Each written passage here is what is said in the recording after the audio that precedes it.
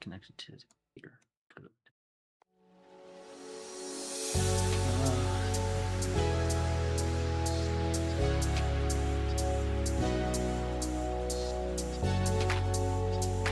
Mistake to stream so long on isolation last time. Kicked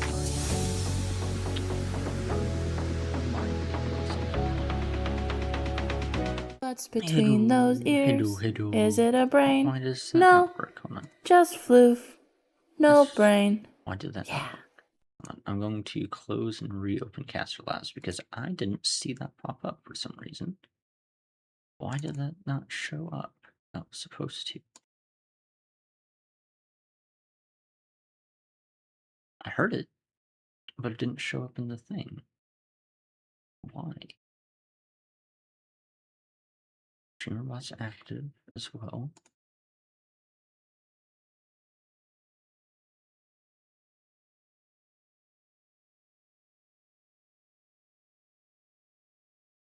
Very strange, very strange, very strange. There we go. Hello. How's it going, Furin?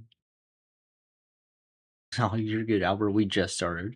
We haven't gotten anywhere yet. How's it going? Hope everybody's day's going well. I'm still very tired from last stream with Alien Isolation. I stayed up till like 6:30. That was a big mistake. I had to sleep. But we'll go ahead and get started here. Hopefully it's not too loud. The Shrek series is my favorite DreamWorks franchise, and if you've seen some of my best and most plausible theories, you'll be eager to see this. I have a small little Shrek theory I made months ago, which stated that the fairy godmother is behind more than we're led to believe in the film. So, I've constructed a timeline of events to contain a massive conspiracy that predates Shrek 1 and extends past the final film, Shrek 4. First, I'll need to dig out some of the buried evidence and construct evidence with evidence to use as evidence in my timeline. Evidenceception. There will be spoilers through Shreks 1 through 4, so hopefully you've seen them all. Yeah, if not, watching only the first two films will allow you to understand this as well.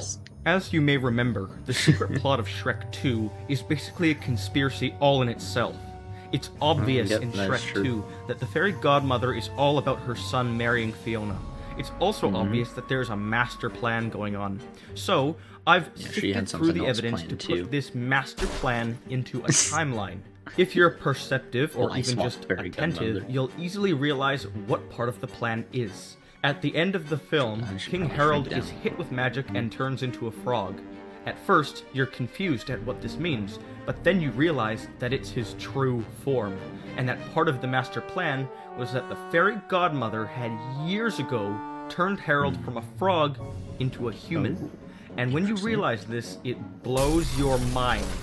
He wanted to become a human so that he could marry a princess. Sound familiar? Although, as the movie establishes, the godmother took this opportunity to strike up a deal. As the movie hints towards, if she turned him into a human, her son would marry his future daughter. And that's why Charming is so obsessed with Fiona.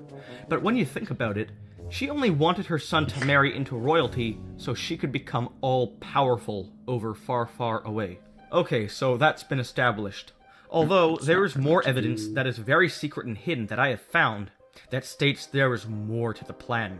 Do you remember what Fiona's curse was?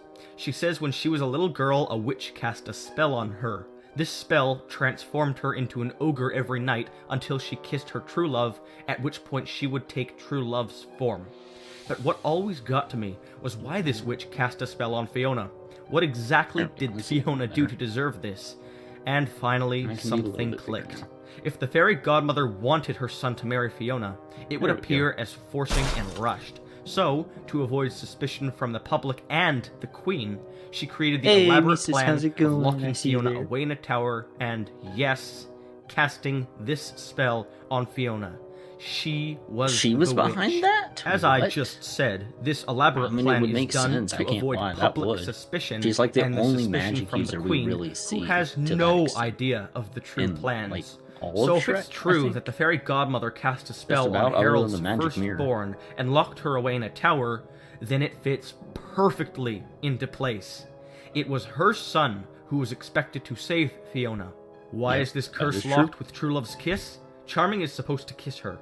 And he was also expected to slip easily into the Dragon's Keep, unlike all the other knights who died trying. Honestly, what makes him so different from them? Well, he's the son of the puppet master. Okay, we've discovered what the fairy godmother does in this movie. Although, when investigating this crazy plan, I discovered more. More than She ever. is indeed You might not crazy. believe this, She but is Queen crazy as all get Lillian out. was the one who introduced Shrek to Fiona. It's crazy, but plausible. Let me explain. Queen Lillian did not know the master plan, correct? Good. Now, do you remember in Shrek Yeah, 1, there's the the mirror. magic mirror? Yes, well, he was the one who introduced Fiona to Lord Farquaad. He had the dating game he played with Lord Farquaad, and the candidates for Lord Farquaad to date were Snow White, Cinderella, and Fiona. Surprise, surprise, Farquaad chooses Fiona. We don't know where this mirror came from. Farquaad's knights just say that they found it. But if you remember the classic tale of Snow White, then you'll remember that the That magic is where mirror it's came from. the evil queen. And guess what? We see that the evil queen and Snow White both live in the kingdom of Far, Far Away. You may be asking, what am I going to do with this evidence? Why, I'm going to construct a second conspiracy. Fiona was a private princess only for Charming, so why is this mirror allowed to advertise her? If this mirror came from Far, Far Away, then get this. Queen Lillian stuck her daughter's advertisement in the mirror and sent it to Doodalok, a kingdom full of knights who could save her daughter.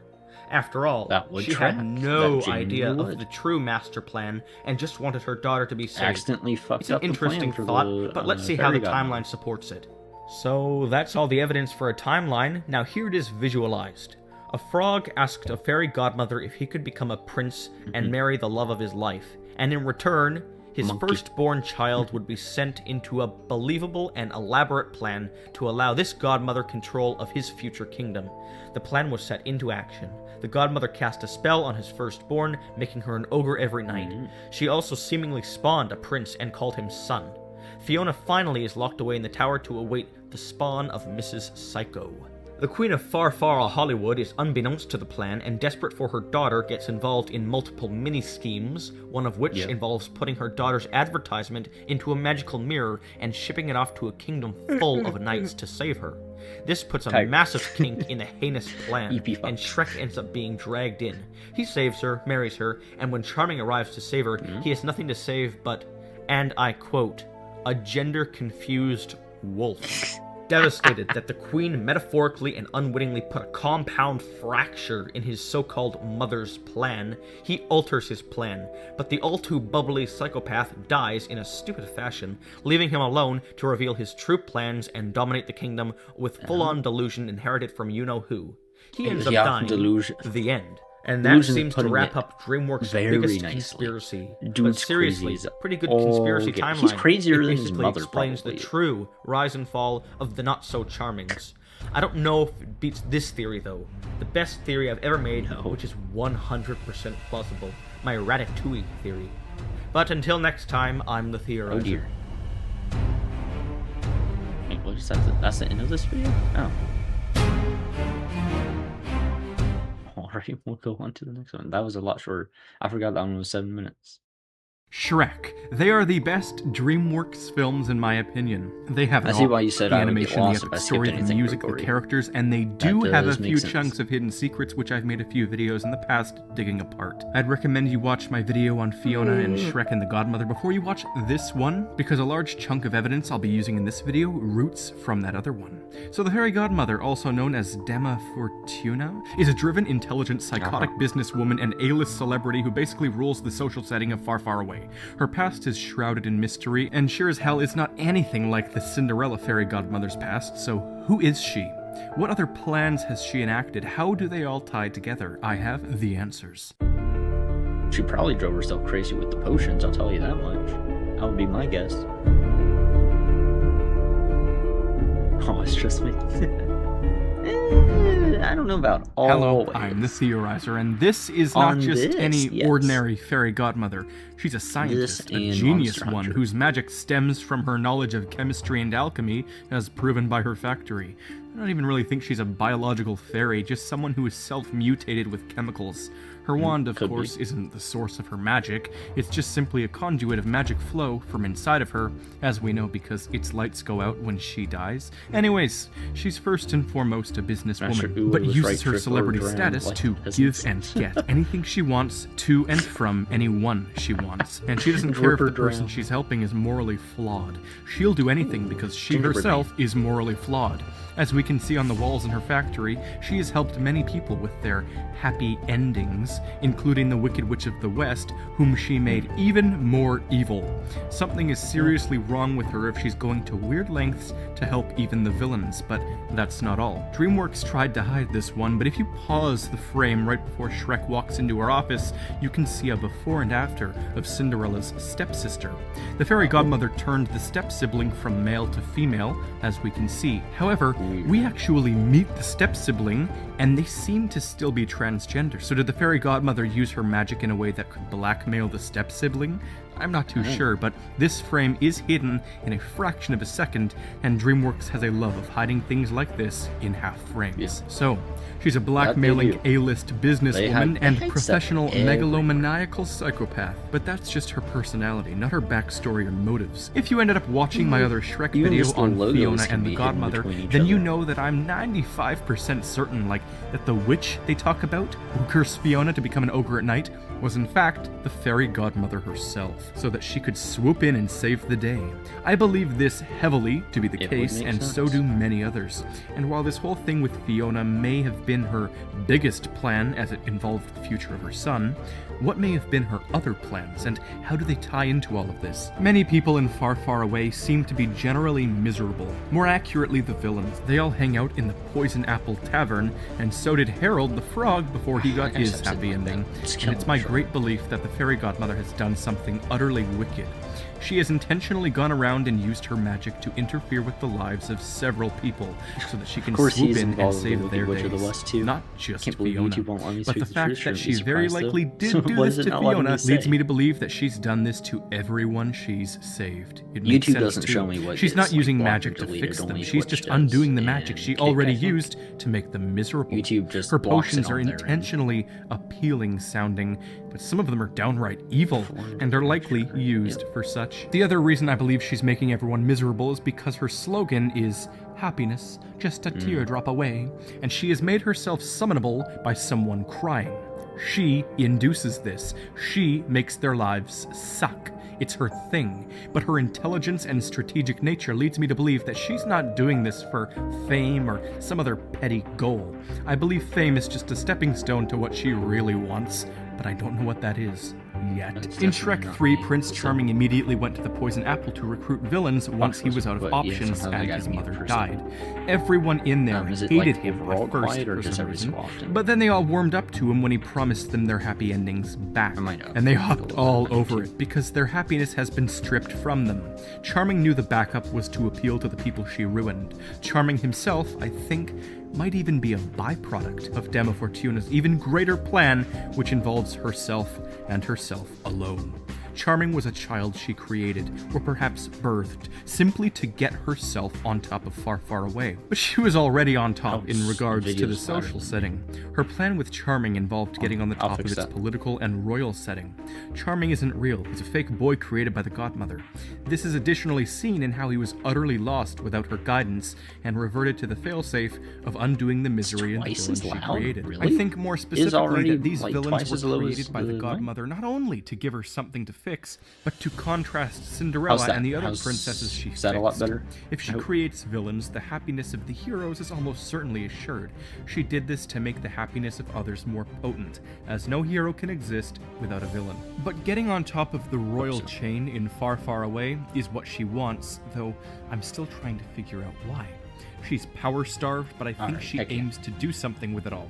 Her plot started way back when she ruined the life of a small frog, making him yearn for the life of being a human. In doing so, she introduced him to Lillian, a woman whose life she most likely also ruined. Sorry, I need a As good we drink. know, Lillian's family used to be the royalty governing far, far away, and this was the godmother's first step into worming her way into the system. Once their yep. marriage was I would assured, she poisoned the daughter of Harold and Lillian, making her an ogre by night. Godmother created a son who she named Charming, and she had Harold indoctrinate his daughter into being entranced by the concept of a charming prince who'd save her. Funny how she literally named him Charming. It's all a part of the scheme to mesmerize Fiona, which worked, as we see, in her obsessive it did work. diary. It worked But really well. why wait so long to save Fiona? Why send Charming at a very specific time after She had to wait for them Shrek to just actually fall in saved love her? with each other. Kind of extremely coincidental, right? Probably Why made would her so Charming lonely show up that she right would after just him auto way accept before? pretty much anybody It's who showed up. statistically improbable for these events to because he's happen bottom. so close That together. is not so why. then, there's only one logical answer to this, and it's the fact that the fairy godmother intentionally sent him right after Shrek saved Fiona, and they began their honeymoon. Clearly, Prince Charming was unaware of this plan the godmother had in mind, and she blatantly lied to him about it constantly, even in the carriage. She kind of takes over and starts screaming the same thing he screamed. This is only further proof that her son is the means to an end. But why would she wait for Shrek to save Fiona? I think I know. She needed Shrek to be there so that she could save Fiona again, to fool Harold and Lillian. She needed to swoop in and break apart their love. Shrek, or really any other rescuer for that matter, needed to save Fiona. Ever notice how the Happily Ever After potion is the only potion that is intentionally labeled with an incredibly appealing title and sticker behind a very important looking glass display? Notice how she smiles when the pigeon informs her that Shrek did indeed steal it?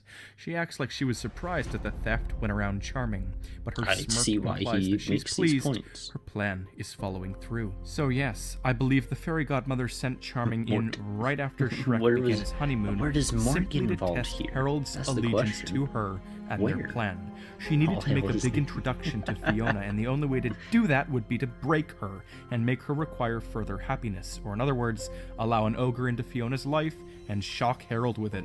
Harold's spastic dinner fight with Shrek is all because, of course, he was furious that the godmother's plan didn't follow through.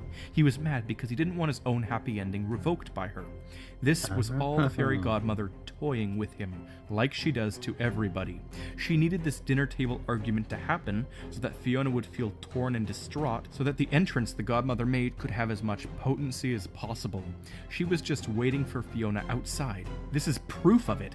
She only appears if you cry into one of her business cards, not if you cry into nothingness. This means that she'd have been monitoring, waiting, which, yes, by extension, means that she wanted Shrek to save Fiona first. What a psychotic thing she is.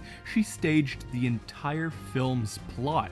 She has wormed her way into royalty, and in her attempt to be good enough for Fiona, she has become a celebrity by manipulating several other princesses. This was all for Fiona because she needed Charming to become king, because she needed to become the ruler of Far, Far Away. But why? Personally, I think she wants to lead all of the land with evil power. She wants everything. Citizens to bow before her. Similar to what Rumpelstiltskin wanted in Shrek 4, but why this? Well, most villains with a determination as great as hers, with an endgame as arbitrary as this, had at one point felt inferior in their life, whether they were bullied, tormented, whatever. So I feel that's what's happened to Dama Fortuna. She made herself a fairy, gave herself magic, all to compensate for something that tormented her in her past. Quite honestly, I believe it was the previous royals, Lillian's family. I feel like something happened with them, because it seems to be the most sensible in this situation, with how she wants to dominate the kingdom that wronged her. This is besides the fact that Lillian blatantly tells Harold that she does not trust the fairy godmother. Something happened in Lillian's family history that ruined the fairy godmother's mentality, and this is her revenge. She used to be a witch, but now she's a witch posing as a fairy. Possibly right. This is her sick, complex, psychotic, twisted revenge, and I'm not sure what kind of things the royals did to her. Most likely, though, they shunned her because of her magical ways out of fear. I might go into this more later, but for now, I'm the Theorizer.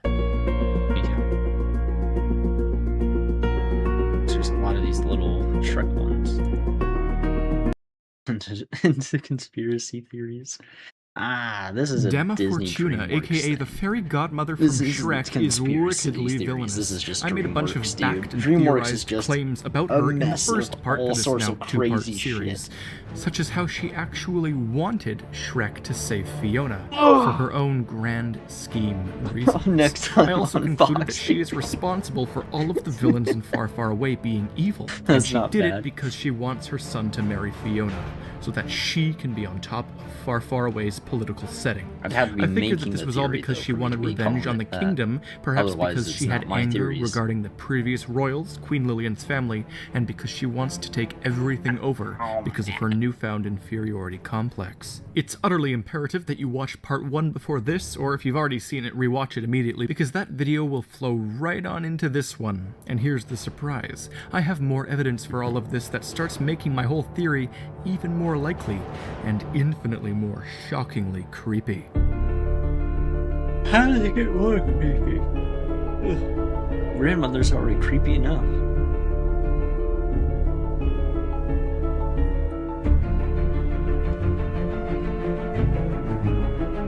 See you in 9 minutes. Hello, I'm the Theorizer, and as you You're know, in gonna hit, part like, 1 I this is claimed my that Dama Fortuna this has cover. ruined the lives of many villains, Next thing he's making gonna them tell evil. us femboys are More proof government of her psyop. possibly ruining the lives of Well, the villains is seen in You Rumpelstiltskin. see, It just so happened that Shrek that's not an saved Fiona impossibility. immediately as Harold and Lillian were about to Also, sign maybe a it's 'cause you paper that sound a would bit throw iffy, away but it their sounds a bit kingdom. quiet. Yeah, The it might fairy have been part of godmother's that. time with all of this is utterly impeccable, I'm and a little louder at Rumpelstiltskin's the rage moment, but only it could grew still from be that point being forward. overwhelmed. She's It's creating bumping on the villains. audio Another right thing now, I dude. talked about in part 1 is the godmother's I don't know what's neglection of with her it. son, Charming. She doesn't should truly bring it down a care little about bit him, more. and he is the means to her end, to her domination of the kingdom. That's- I go on to explain the instances Yeah, in which oh, she goodness, doesn't I don't know tell why Charming it's much so about her loud, plans, but it's- and this it's right just here is more blasted. evidence of that. Charming had I turned no it down a idea little bit more. that Hopefully that'll Shrek would fix that, show up and take fully. Fiona. And in part 1, I made it very clear They that don't the exist, godmother I'm wanted making all them of this to happen, Ah, and she no, in the fact gig was is the up. witch who casted the curse on Fiona to begin with. The final thing I discussed was in my major 2016 Shrek timeline video, and it was that the magic mirror, which advertised Fiona as a candidate for rescue, was a strange thing in the movie. Fiona was supposed to be on lockdown by the godmother, and she was only supposed to be rescued by Charming, so who let the mirror in on this information about Fiona? In my 2016 timeline Lillian, video, right? I said it could have been Yep. Queen Lillian, who suspected the godmother of evil but knew nothing of the true plans, and thus let the advertisement reach Farquaad. But now, I think it was the fairy godmother who sent it. I believe it to a very high extent. Lillian never could have slipped the mirror past the godmother's plans unless the True, godmother that's a wanted fair it point. to, or she did it herself. So she wanted Shrek to save Fiona. Perhaps the godmother was even behind Farquaad wanting to exterminate fairy tale characters. Perhaps she's been granting him his wishes and forced all of the fairy tale characters into Shrek's swamp so he'd be forced to meet Fiona. After all, Dama Fortuna was supposed to be in the first movie, but it was mysteriously Yeah. scrapped. So, I looked for Interesting. more. Didn't and know when that. I watching did the not know first she was supposed Shrek to be in the movie first. over again, I realized Goodness, we'd something have to see very more of her specific and ugly odd mug? about Ugh. Fiona's curse. Something in its wording.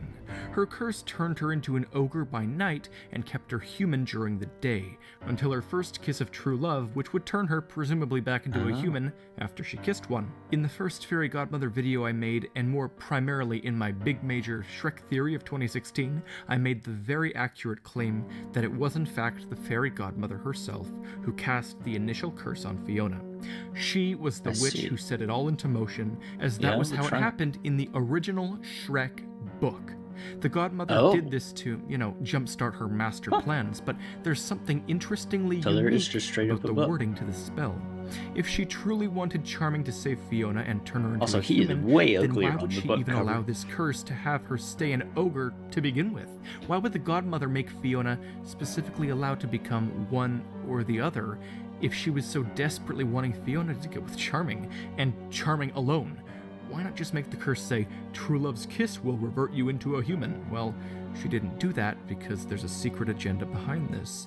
and she wanted Shrek to save Fiona. She somehow knew Shrek specifically would be the one to save Fiona. It's why she sent Charming in immediately after her rescue. I said all of this in part 1, but why make Fiona an ogre? Why make Shrek specifically save her? And how did she know it would all play out so precisely? If Dama Fortuna really is behind even the first movie's plot and everything, why Shrek? Why ogres? I know the answer. The fairy godmother's powers root from old-fashioned and historical witches, sort of like the ones from Shrek 4 kind of representing. The fairy godmother has deep roots in prophecies and alchemy. Yes, that kind of eerie witch. She needed Fiona's savior to be Shrek because it was always Shrek. That's how she knew. She has the ability to predict the future. I know. It's like outlandish sounding, and I clearly I intentionally exist, shied so away I from can't talking be a about this in femboy. part 1, but It's not possible. Now I have evidence. Is it true Gavin has stolen staring from me? me What? in the frickin' What are you talking face. about? Her name. Nobody has stolen is me in Dama any way, shape, or form. Fortuna. In the Shrek book, she was a fortune teller. Her name Y'all yapping means on Discord or Lady something? Luck or Dame of Fortune. That name applies to her making others' fortunes come true, but it also means fortune You're up to something, teller, that's for sure. her occupation in the book. She uses tarot cards to narrate the first quarter of the story, and she essentially stands outside of the story and prophesizes things. If that isn't undeniably stunning proof that she's prophesized all of this and then manipulatively acted upon it, I don't know what is. It makes me think that maybe her magic is quite simply an illusion perceived by everyone, and all of her power is rooted in her ability to prophesize and predict the future. Magic's just a side effect of her paganistically vast knowledge base. So, now that we've dealt with the idea that she manipulated Shrek, Farquaad, and Far Far Away, we finally once again have to return to her basis for all of this. We know she's doing this to become the leader of Far Far Away's royalty, and we know that it likely had something to do with her abilities being feared and shunned by Lillian's family, but that's not all. What exactly did she do? Well, her cottage-turned-factory might give us some clues. Possibly it could have very well been her first transitions of people.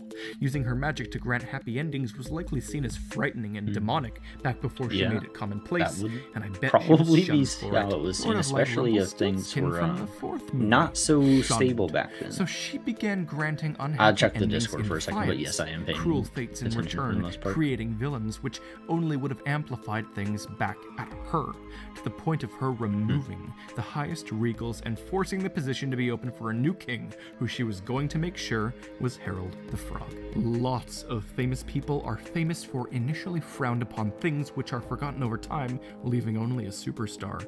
Oftentimes, a superstar with a famously bad attitude, as seen in her posters. Oh my goodness. She turned So from many forbidden and superstars have dangerous really into bad scantily attitudes, clad it's and awful. notorious. The notoriety of these stars is often forgotten, or perhaps in her Innocent case, this time I had nothing, erased or from the have done minds of nothing this all, time. leaving Check the only box. A-list celebrities. And yes, she He told could me have himself that easily he's still my erased her boyfriend. darkest past I'm from not the minds anybody's of the boyfriend, citizens. She though. has memory Nobody potions. How has do I me. know? I'm not I dating know because anybody. she I can don't make plan to people date fall for in a love, good which while. logically would require the of erasing of various anything. emotions and memories of And I opposing like events. tomboys, Perhaps so. it was her transition of the city, or rather her transition of one of the people on her walls of fame, but it was something that got her shunned by the ex-royals. She even advertises her creation of the Wicked Witch of the West in her cottage, which I think might have even been the tipping point for the royals. Either way, it was the same thing that we see her doing in the movie that got her shunned, and that's pushing her for fame and I don't power. think of any reason And it the fairy wouldn't be, godmother but was finally put an end to by it the would explain combined it. power of her Art needs a own dose of magic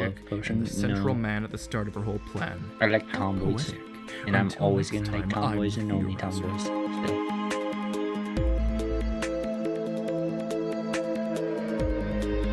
Goodness, it's so loud. It is still overwhelming my voice. What the heck? That should do it. Good night. The background track is really, really loud. Again for the fairy godmother. If you haven't seen the first two parts to this three-part theory, Y'all are wildin'. in the top right corner Also, of the no because they Barry. are crucial to No. watch before this one. And the Not truth boyfriend, is, boy, after fox, that, toy, we'll trad return wife. here and watch I the am none of those fascinating things. discovery about Prince Charming's parentage, which came as a shock to me, will come as a shock to you, and blew my damn mind so hard that I started shaking. I like think I'm a little too caged degen bummer to bitch. be a trad wife. Or trad husband, I guess. I don't know. Either way, I am none of those things. Now it's very quiet. Damn it. He also started talking really quiet. Let's try about there. The bite marks tell a different story. Nobody is biting me. Y'all have some generated stuff. That's just your stuff. That is not accurate. And was not simply just created by the fairy godmother. I don't mind bite marks at all, but that's going to come from a tomboy.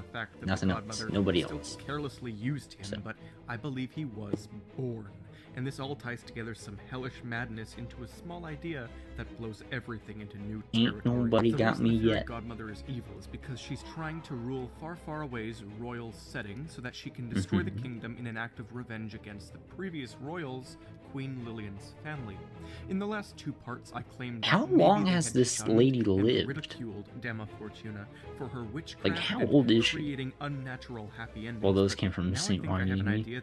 They didn't come from anybody. You generated something, and it's not real, and it's not accurate.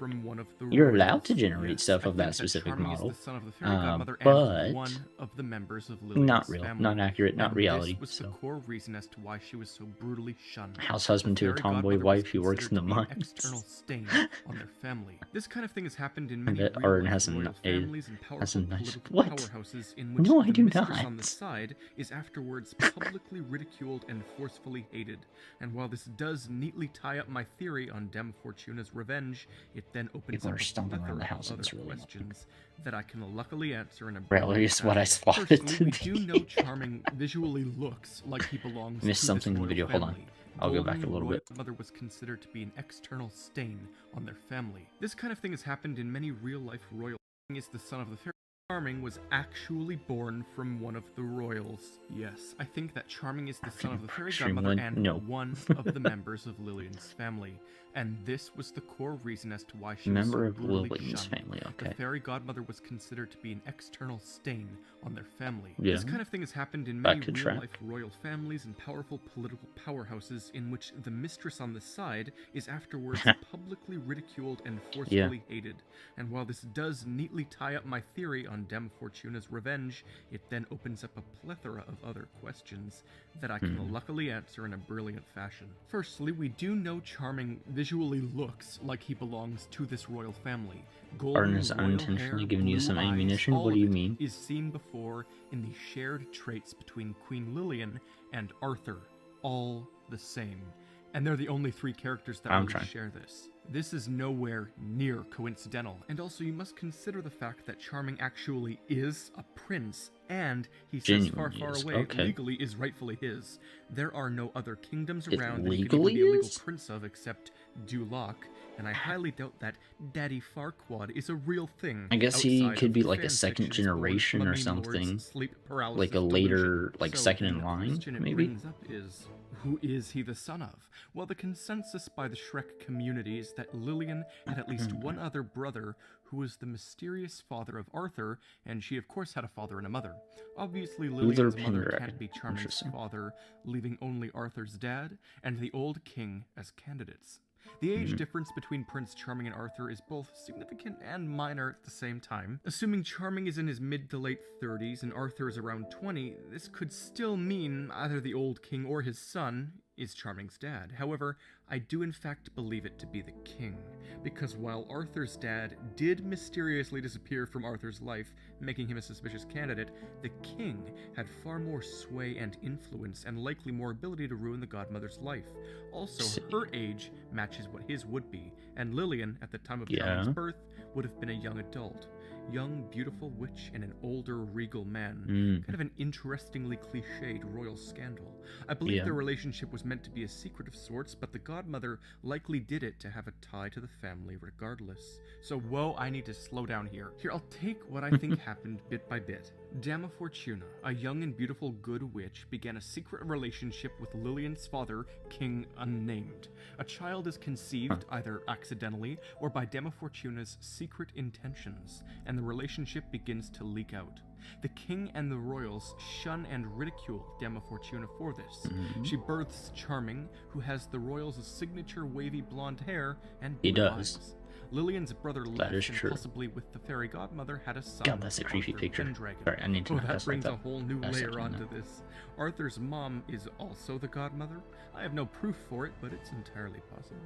The likely reason Arthur's father left after dropping him at the school is because he needed to save his kingdom. He was promptly stopped and destroyed. Is he Arthur's father? Is that what Mort is? That would be weird. The king and queen, and had already begun her plans to spark a relationship between Harold the Frog and Princess Lillian Pendragon. It is so neatly tying all of this together, it's nothing short of brilliantly perfect. And I mean, it's odd to include a random subplot about Arthur's dad in What is Shrek that 3. sign? They had it for the bonding effect between Shrek and Arthur, but they never really dwell on it. I sometimes wonder if Charming is Arthur's father, but that obviously makes absolutely no sense at all.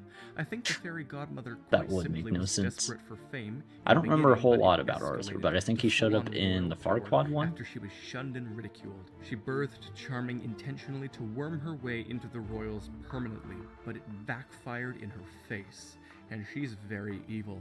I think she was the one who removed the headless horseman's head so he couldn't play the flute. What do you like mean his lifelong dream was unintentionally? stated as. I think she was hoping that Harold the Frog would die immediately after she did because of his overused frog age. And for those wondering why she couldn't avoid her death, it was because she had no idea how it would happen. She may be able to read the future, but only in tarot cards. And that's not simply enough. So now what do you think of her? Rude, fame-starved serpent turned supervillainous dictator? Check. She's nuts. Her ties to the royal family were scandalous and sexual. She wormed her way around everyone, likely killed all of Lillian's family discreetly. And Charming is at the core of everything. That's but his lack of concerning. any true knowledge is why, when he was on his own, he flailed around unorganized like a stupid head. Shrek 3, everybody. I hope this was a relatively like a satisfying stupid head. conclusion to my trilogy on the fairy godmother. Until next time, I'm the Theorizer.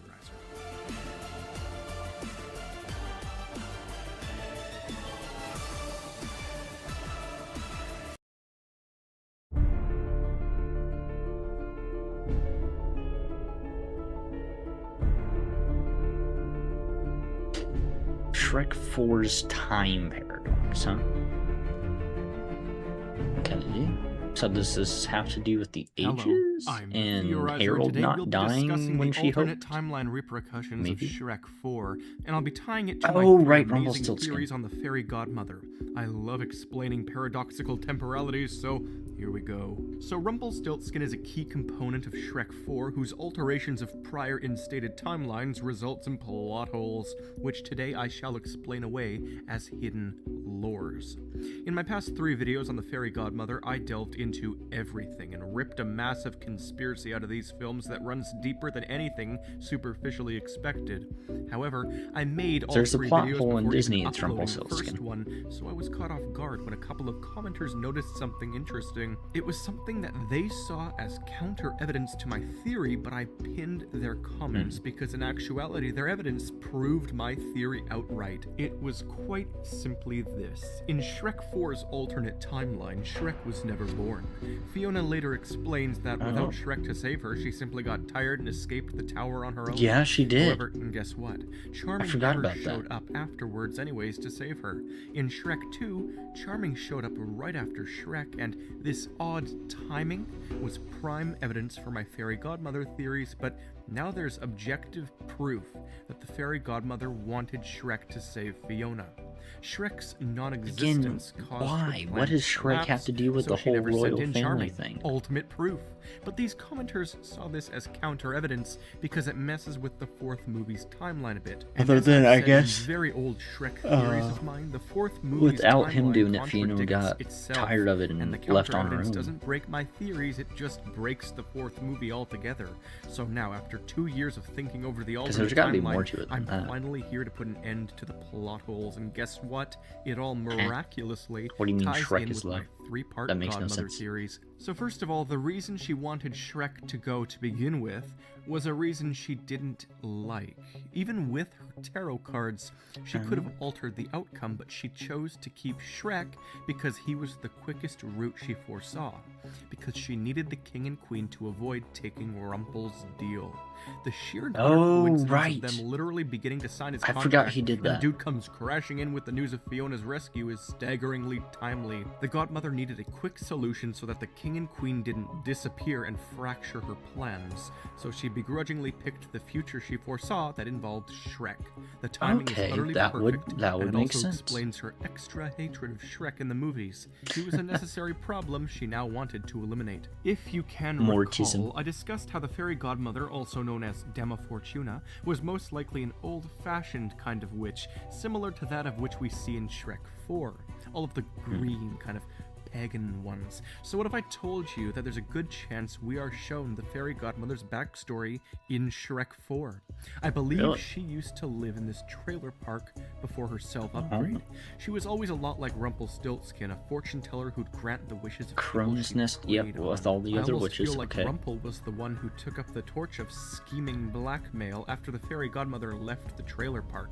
Them knowing each other would explain a lot, such as how the fairy godmother knew about Rumpel's deal with the king and queen, which she put an end to via Shrek saving Fiona. So what about She probably had these to give massive Rumpel plot something in holes and return. timeline repercussions I keep going on about?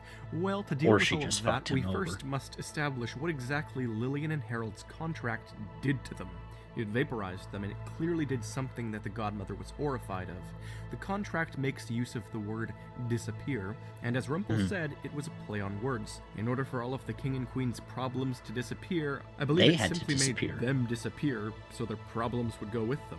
They faded like Shrek, meaning there might have been a temporal change going on, and simply making them vanish cannot give him legal rights to the kingdom. No. Right, he planned has to this redo for their whole ages, life so that hence he his owns the insane kingdom. revenge on Shrek. The past probably was I see. changed by this contract they signed, and remember, they're his contract, so he can remember all of the timelines that are created. In fact, I think he was I have no shamed by the idea how many previous deals worlds they as well. made, probably way Lillian's too many. family. And God knows how old Might he be part of really all their is. problems. He's like a fundamentally mutated witch, sort of like Dama Fortuna. Maybe the fairy godmother got her ideas of making people's lives miserable from him. He's a more intellectual salesman, and we actually Yeah, see he him could have convince convinced her pretty people quick. that their lives suck. He ruins lives too. Do you think it was any coincidence that Shrek's days felt repetitive at the beginning of Shrek 4? I bet Rumpel had some hand in all of it. Anyways, why do the timelines mess with the movie? What are these plot holes? Well, I'm sorry if what I'm about to discuss gets confusing because I'm about to explain around the counter-argument brought upon by my commenters. I'm about to explain the reason they think their evidence works against my theory rather than with it, and why that doesn't exactly work. Yeah. Okay, here we go. Their argument was a question asking why Dama Fortuna didn't send in Charming anyways to save My Fiona. head. The answer is because Shrek never Why are you existed due to bonking me? Rumpel, and Dama What did Fortuna, I do, a tarot Gabby? reader, noticed this timeline What did I do? fracture. In the parallel universe, You can't she be seized bonking all me for no areas of her reason. original That's plan mean. and began to rework it and have Charming save Fiona I'm gonna have to differently, bonk you but Then back. Harold and Lillian vanished You due little to their shit. contractual disappearing deal with Rumpelstiltskin. As I stated, their crowns may have fallen onto the ground, but it's likely that Rumpel was subsequently transported to this parallel universe the minute that happened, though we didn't see it. But guess what? Because the fairy godmother didn't try to stop Rumpel, and we've established that there's a chance they knew each other, this means there's I also a agree. possibility that Rumpelstiltskin had deals he made with the fairy godmother, and Shrek signing the contract in the fourth movie not only resulted in an alteration upon the histories of Harold and Lillian, but It's it also messed interesting- with the interesting past that of the Dama crowns Fortuna. don't This leads me to disappear, then too. question how So it they would know track each other, which for is that. what I will get into now. I first of all believe that, to some extent, the Shrek Good, book he's character ugly known as here. Dama Fortuna So ugly. wasn't simply translated into the fairy godmother character, but part of Fortuna was also translated into Rumpelstiltskin, or rather the creepy witch side of Fortuna. Logically, this would tie the godmother and Rumpel's backstories together on a fundamental level. I think one of them I got their really powers got me from in the very other. stuck in a Now, polyester. I would What? say that Rumpel What are you wished talking for a bunch about? of contracts and magic ink, but It's based a- off of the it's fairy a godmother's joke backstory, contract established from it the only makes sense auction that she thing. would turn to It's him not a when real her thing. time of need, wanting revenge on the previous royals that wronged her. So if Rumpel made a deal with the fairy godmother, perhaps she failed to sign it because she suddenly learned of Harold the Frog being in need of saving. However, in Rumpel's altered timeline, Harold vanished with Lillian, meaning the fairy godmother had nobody to blackmail. So in the past, she signed a deal with Rumpel to exact revenge on the royal family in some other way, leaving her completely segregated from Fiona and the original plans in that old timeline. I don't think Harold and Lillian were never born, though, because then Fiona would have ceased to exist in the alternate timeline. Yeah, they would have had to be born as well, but they did not get the kingdom. Probably a subsequent alternate they probably became commoners. So in the alternate timeline, Rumpelstiltskin gave the fairy godmother a massive increase in powers, leading to her being the juggernaut of magic she is in Shrek 2. Rumpel's a sneaky little thing. He seems to remember all Mizu's always right. Mizu didn't say that happened. Contracts. What's weird though is the fact and that I already explained that it was a joke contract. It's not a real thing. In a dance sequence with Shrek during the credits of Shrek 4. They also captured Rumpel, leading me to believe that it was him who granted all of their memories back. Then the final question is, if all of this happened in the alternate timeline and everything still remained, though without the godmother's interference, why do Harold and Lillian mention her in their carriage? And who cursed Fiona, if not the godmother?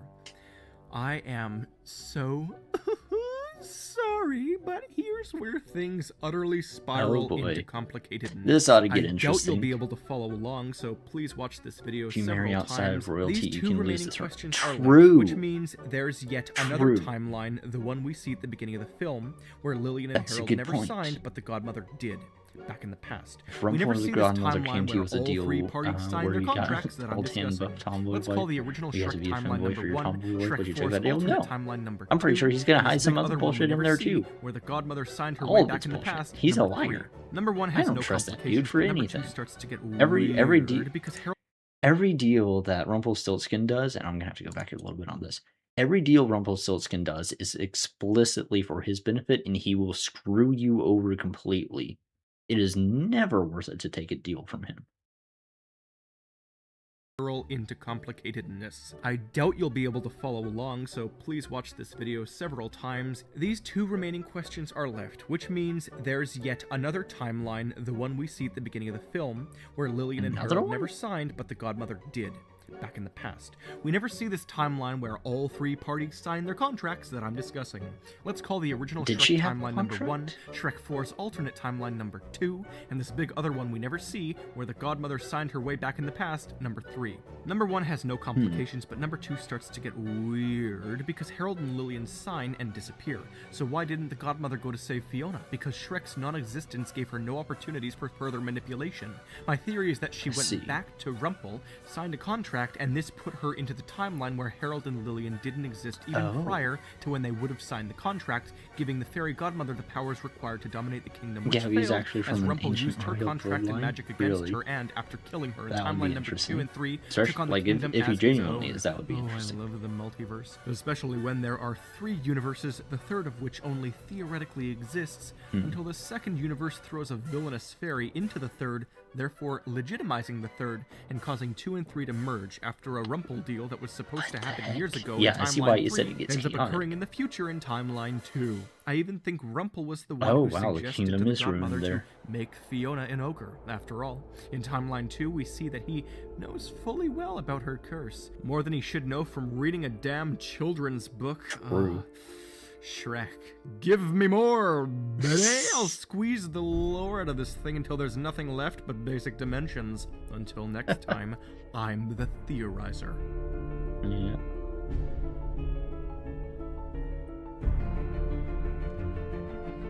Regicidal cult leader. Wait, guess what?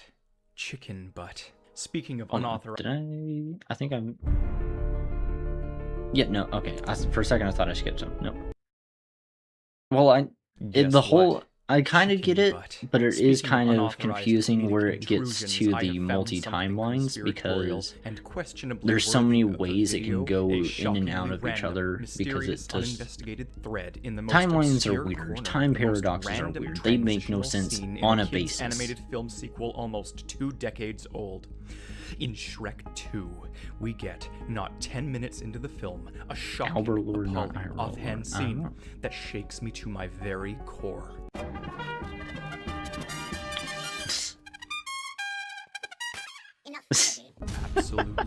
despicable.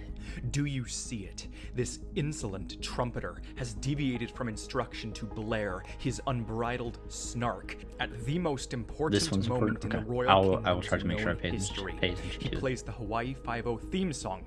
I would start going nuts about how it exists at this time in history, but we know full well that the Shrek films have a convergent timeline with TV shows similar to Cops in it, so this is typical. It's the study of Shrek, I've done it thoroughly. No, what gets me is that this is a very important moment. I think we'll find out after the Shrek videos. I think he'll tie it back in. For no other reason than to further his personal ego. Shrek's unlikely to have seen Far Far Away's version of Hawaii Five-0 out in his swamp. How dare a class clown buffoon attempt this? The dude who is giving the announcement, he is the Herald, I think you pronounce it as they call it, spelt like this, not Herald. like our King Harold.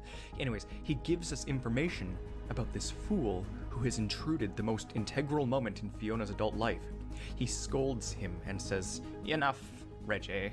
And with that, we begin our journey into this untapped, unprecedented gold mine. Why did he choose to interrupt this important moment?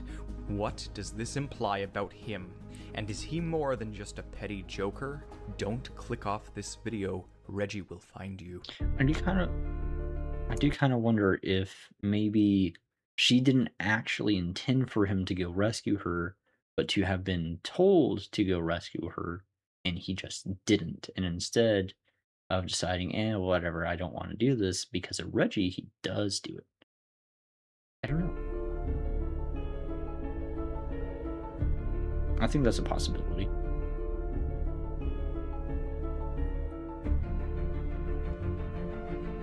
Because that would be enough for her to be like, hey, this guy left you. Hello, So I'm the go with Prince theorizer, Charming. and don't tell me this is an overreaction, because it is. Best I understand it, Reginald here is a reference to a character from a 1937 movie called A Damsel in Distress, but that doesn't really help Which us. means they exist And in the same interestingly enough, world. that's the only tidbit of trivia on the entirety of the internet regarding Reggie. A blank slate. Perfection. As far as we get to know him in this scene, he is a far, far away inhabitant who plays for the Royal Messenger. Brown hair, brown eyes, medium build, middle age. I went frame by frame to identify the handedness in which he plays his instrument, only to learn that typically this thing is held in a certain way regardless. Clever. DreamWorks even sacrificed symmetry to keep the handedness the same on either side. In terms of personality, he is a Chad. A jock. Or rather, he is a Chad on the inside and a geek on the outside. This is crucial. Please believe me and do not forget it. The musicians of Far, Far Away are fairly interesting characters, and we do get a little bit of background info on them when we see the high school in Shrek the Third.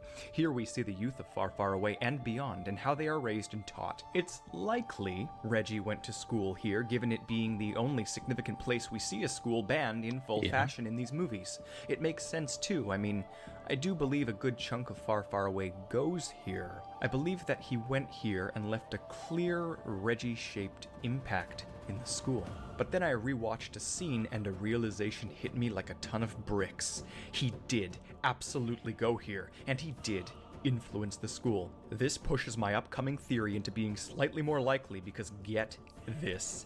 When Shrek goes to the assembly, the band in the background does the exact same thing Reggie does. Shrek comes in and they deviate from their course to play an instrumental rendition of a meme. In this case, All Star. Oh, yeah.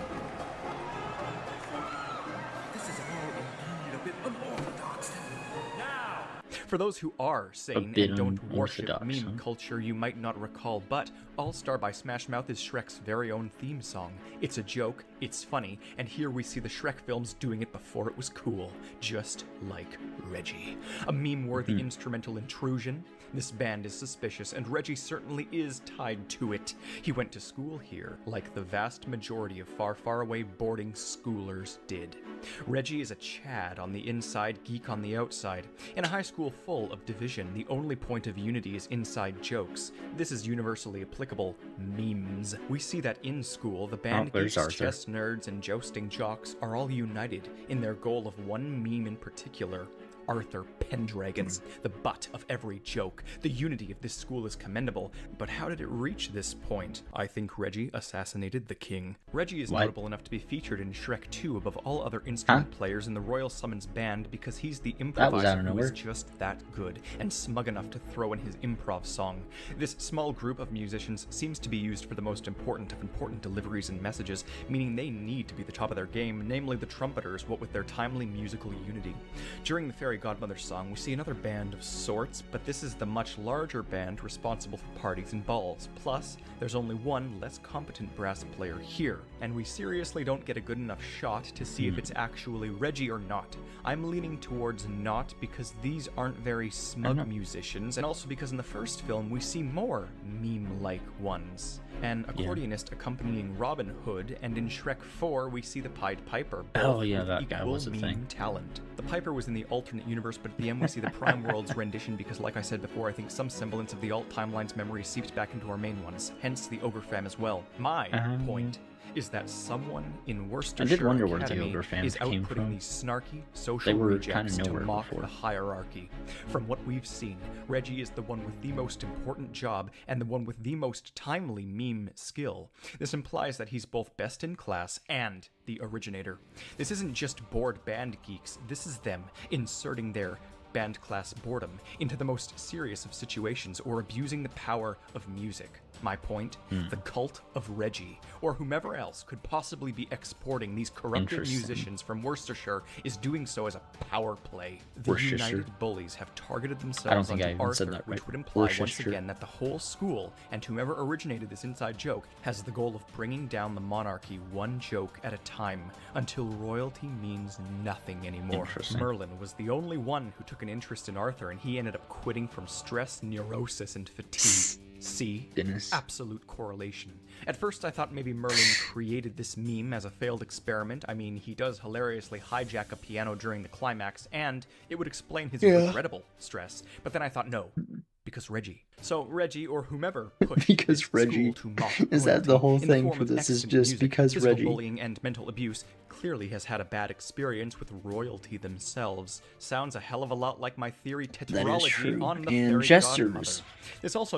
A good point would be that jesters have a lot of control, actually, when it comes to royalty, because they know they know a lot that they shouldn't know.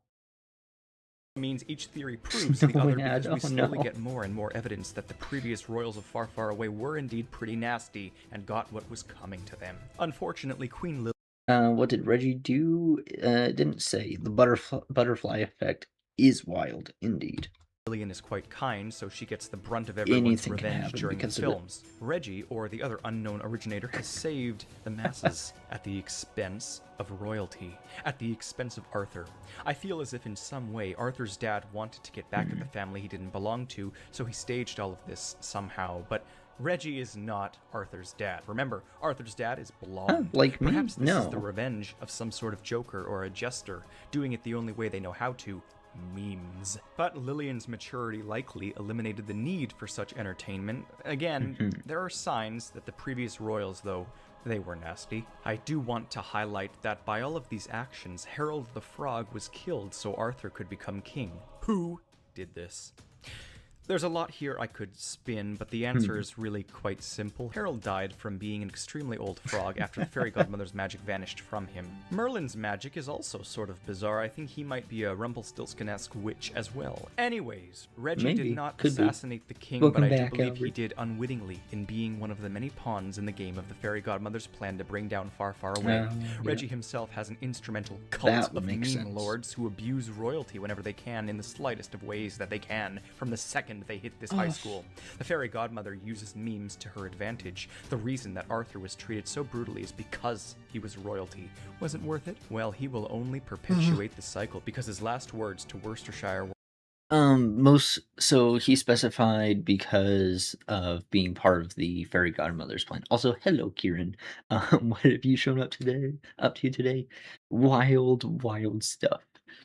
Apparently the fairy godmother had a bunch of conspiracies going on that she was using to set herself up to basically either be part of royal family or take over the entire kingdom. Or mocking and condescending about how he's finally become king. A vicious cycle that humbles royalty only drives the commoners up the wall. Now there is one final thing I want to touch upon, and it's that I finally have a genetic depiction of Arthur's mother. She very likely has brown hair and the maiden name LeFay. In bonus features on the Shrek 3 disc, we see profiles of characters and see one called Morgan Le Fay, who states to be Arthur's cousin. There is a chance she could in fact be the daughter of Reggie, though that is extremely unlikely. Point is, Le Fay is not a name heard elsewhere in these films, and the genetics are not consistent with the blonde royals, meaning she's on the other side. Arthur's mother was a brunette then, which may assist us in the future. There's lots of shifty stuff overall. I do wonder how Reggie and friends got out of the swamp and back to far, far away so quickly, or how they even got there. At the end, it sort of like looks like they just dive into the swamp. They don't have any transportation, so there you have it. Reggie is either the leader of or a high-ranking member of a meme cult that uses musical comedy to take down monarchies. What a conspiracy. What bullshit. It would make sense for DreamWorks, though. I mean, that's that kind of conspiracy plot, for sure.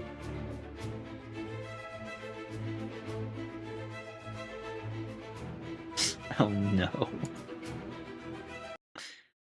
Shrek. This movie has twist after twist after twist and many mysteries. In my last Shrek video, which I posted a year ago, that's why he I calls delved it even deeper regicidal. into the fairy godmother's plan and explained all of it, including the parts not explicitly said in the movie. And this time, I'm going to explain how the dragon can have mutant donkey babies.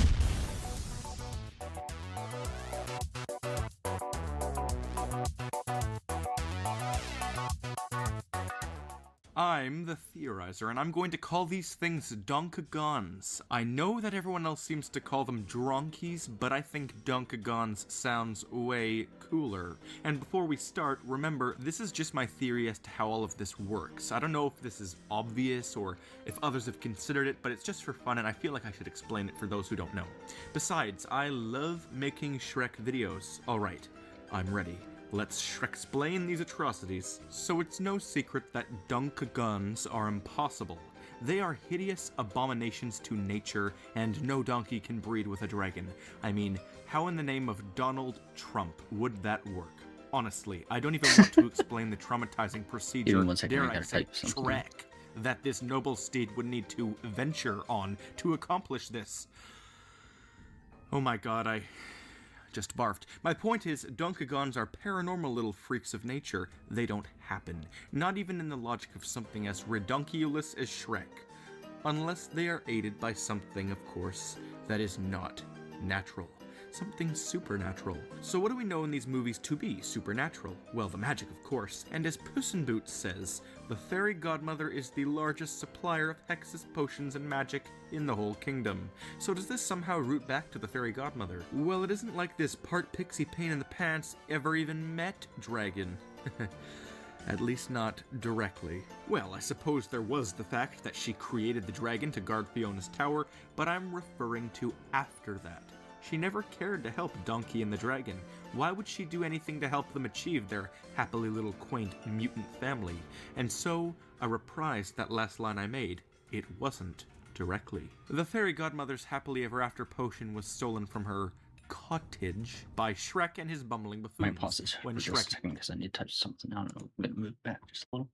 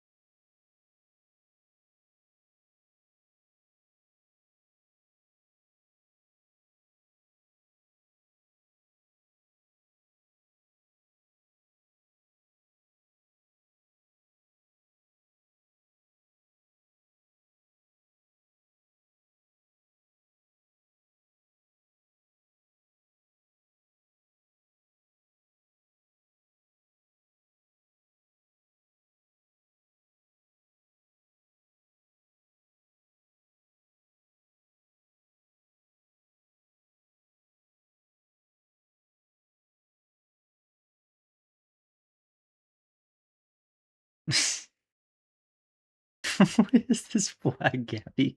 Sorry, I had to message somebody. I was dealing with something from earlier today. They had responded was dealing with it, so I had wanted to make sure I answered them back. And made sure that they knew why and what for, and that I understood stuff about it, and that I appreciated them dealing with it because it sucks when you have something like that happen. Hated to have to tell them about it, but I knew too much about the person and couldn't not say something to them. So, alrighty, His noble steed would need to venture on I'm to not accomplish fanboy, this. indeed. Oh my god, I just barfed. My point is, Dunkagons are paranormal little What is freaks Arjun? of I was nature. typing. They don't happen. Not even in the logic of something as redunculous as Shrek. Unless they are aided by something, of course, that is not natural. Something supernatural. So what do we know in these movies to be supernatural? Well, the magic, of course. And as Puss in Boots says, the fairy godmother is the largest supplier of hexes, potions, and magic in the whole kingdom. So does this somehow root back to the fairy godmother? Well, it isn't like this part pixie pain in the pants ever even met Dragon. At least not directly. Well, I suppose there was the fact that she created the dragon to guard Fiona's tower, but I'm referring to after that. She never cared to help Donkey and the dragon. Why would she do anything to help them achieve their happily little quaint mutant family? And so, I reprised that last line I made.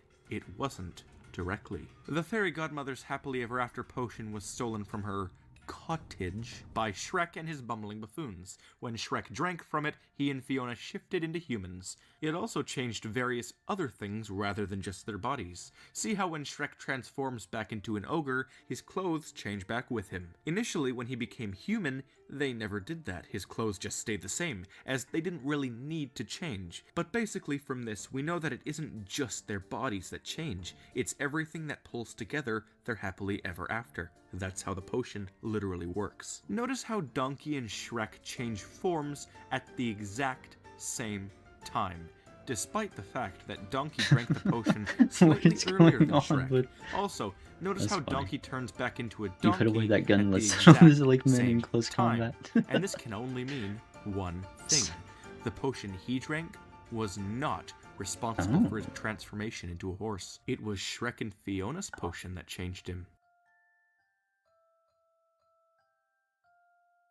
The fact that it changes him at both the same times as Shrek, and that we already know that other things change with this potion, proves in every way that Donkey was turned into a stallion because of Shrek and Fiona's drinking, not because of the one he drank.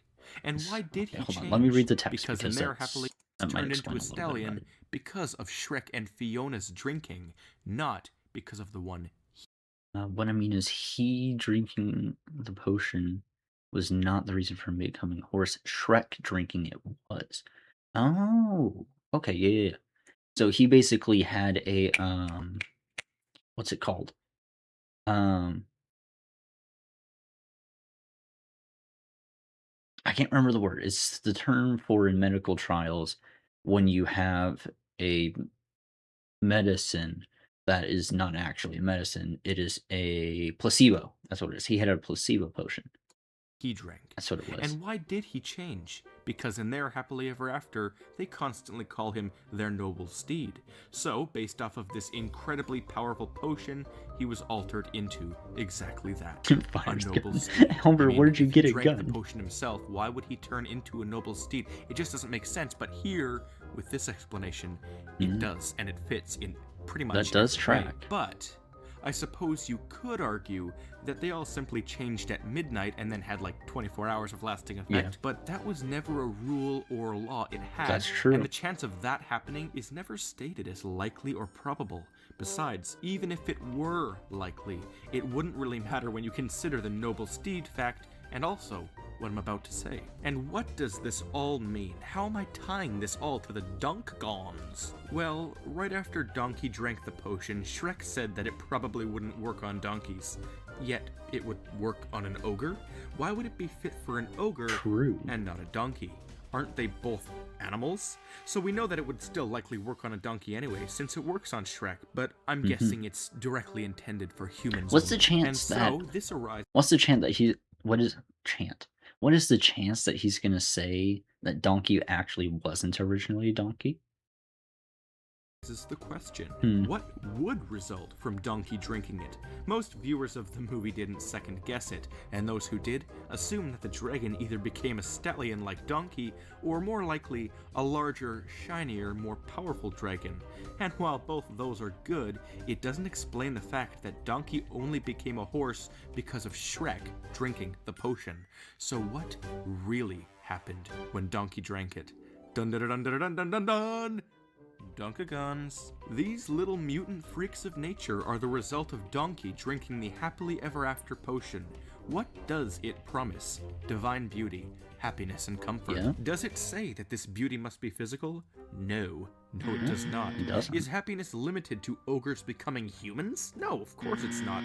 The beauty of a family and miracles of giving birth to a litter of Dunkagons actually being successful, only something magic could sustain, and oddly enough, DreamWorks made this potion Drink of this potion and bliss will be... can say Yada. maximum I strength just wanted to on see what it said for exactly. literally no extra random reason. Why that significance? Unless, of course, it was intended to do something big, like engage childbirth from You miles see upon what? miles away. Oh And while no, it may was have I the power right? to do that, it's not like the fairy godmother actually knew that was going to happen. That's ridiculous. But what we do indeed know is that this fairy godmother's magic has the capability to create offspring that isn't the same breed.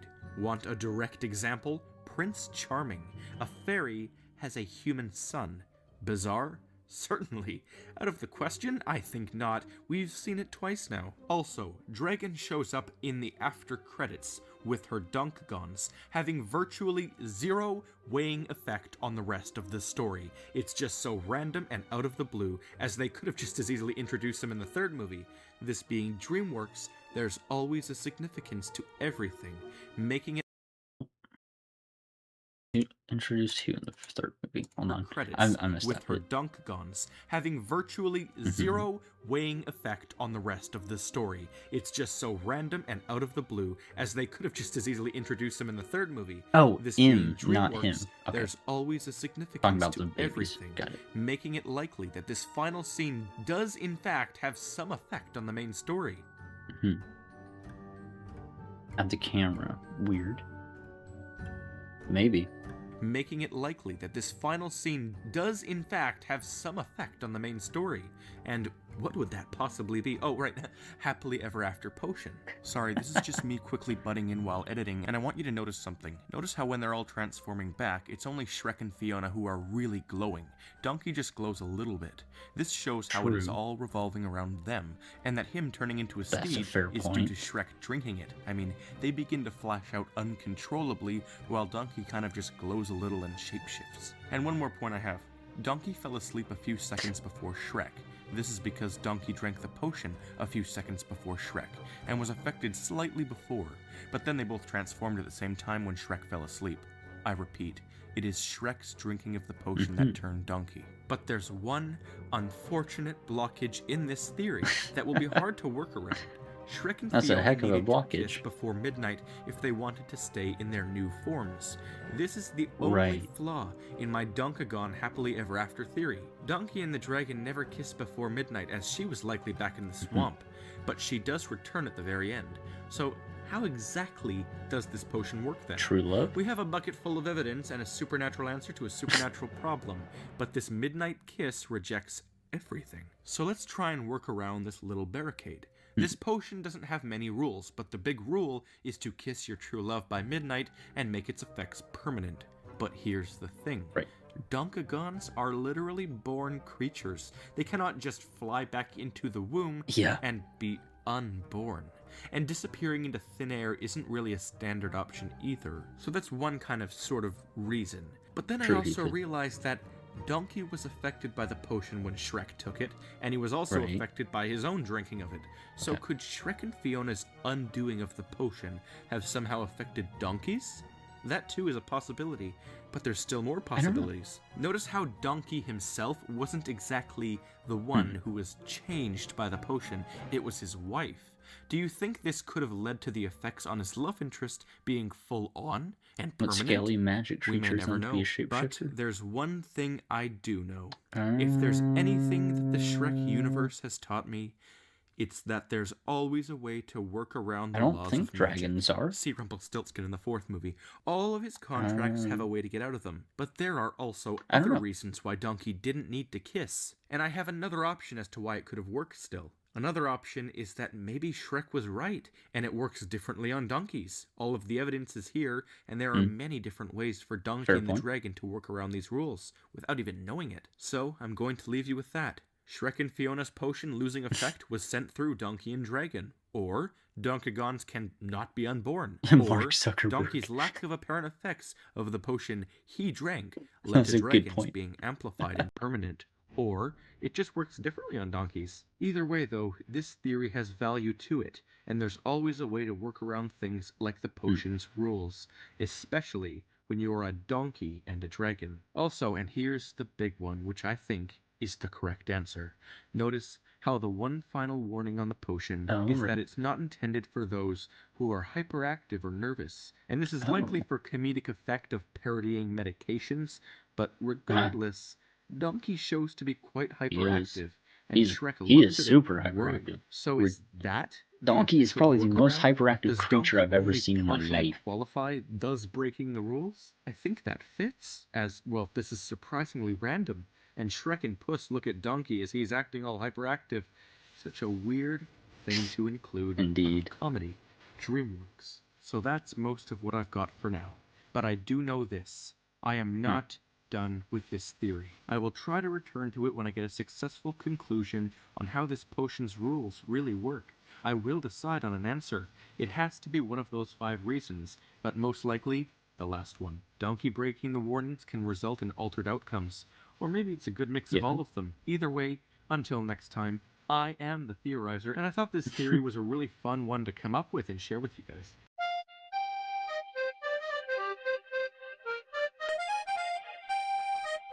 Interesting music. Not bad.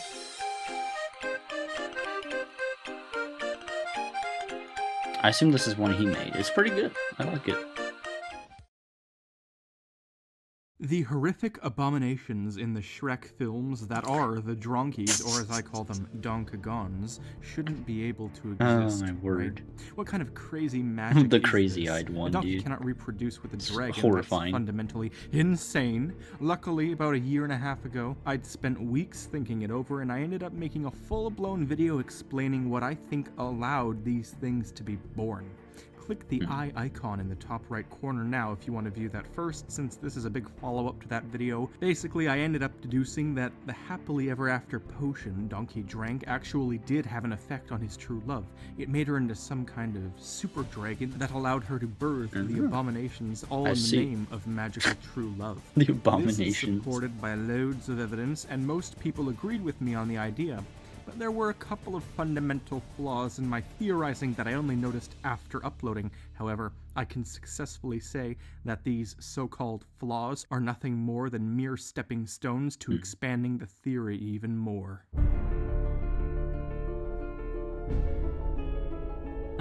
Scaly magical creatures and to be shapeshifter. I'm trying to think of one. I can't for the life of me seem to remember one at the moment. Hello, I am the Theorizer, and guess what? If I think sound like Donkey have just something had in my that mouth dog during and this he was able to recording, have it's just kiss with a because I've been dragon. quite sick for the past Quite several possibly. months, and that would just be, well, a repercussion of that. But guess what in regards to the theory?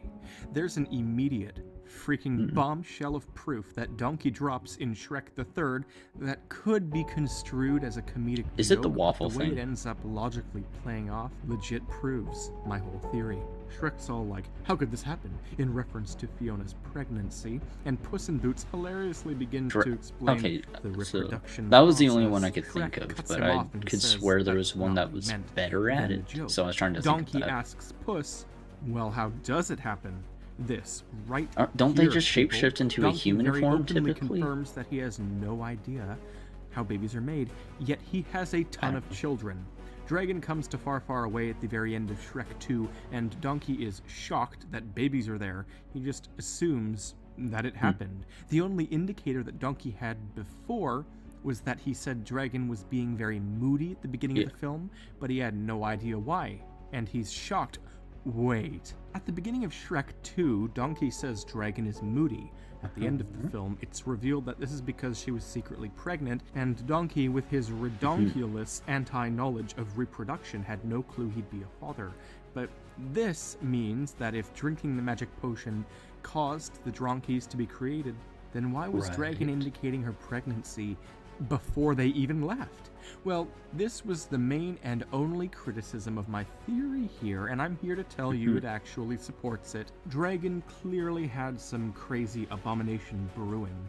Donkey doesn't know much about the reproductive process, but clearly something happened, intentional or not, whether he knew it would create babies or not, that caused her to become fertilized. And here's what my theory's point is. Dragon's birthing process would have been a horror show. This is unnatural, and no DNA would ever reform naturally into a split between a donkey and a dragon. She would have given birth to a litter of dead fetuses, broken, deceased, completely malformed babies that had no resemblance to either of them. This is why she was moody. She was pregnant.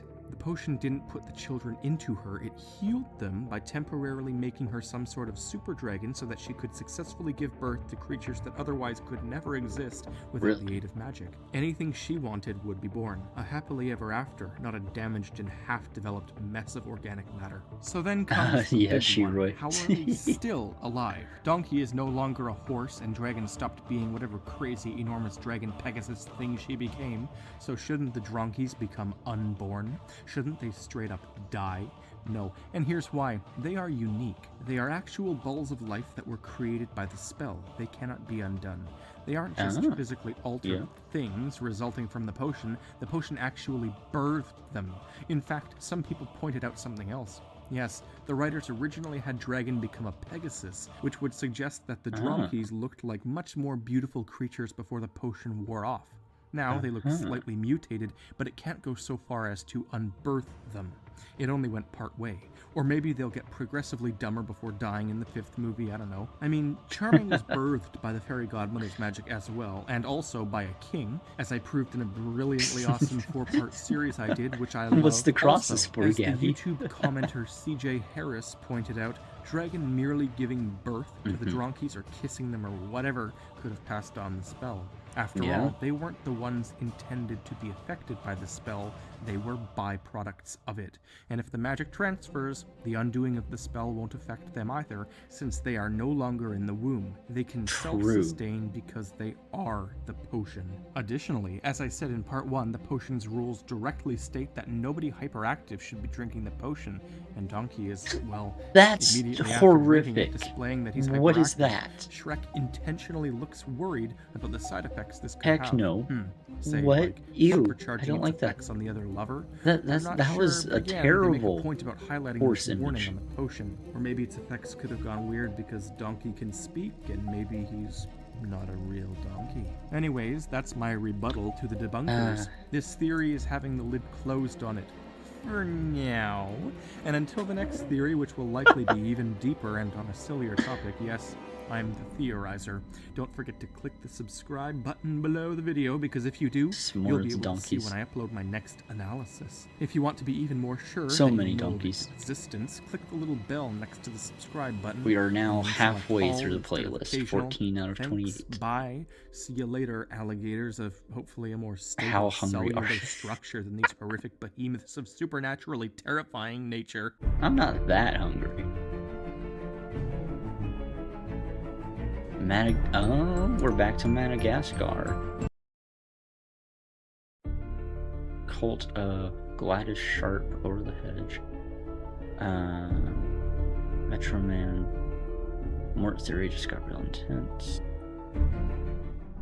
Hello, There's I'm so the many. Theorizer, and I absolutely love animated movies. I'm so sorry I haven't gotten around to doing really much of them lately.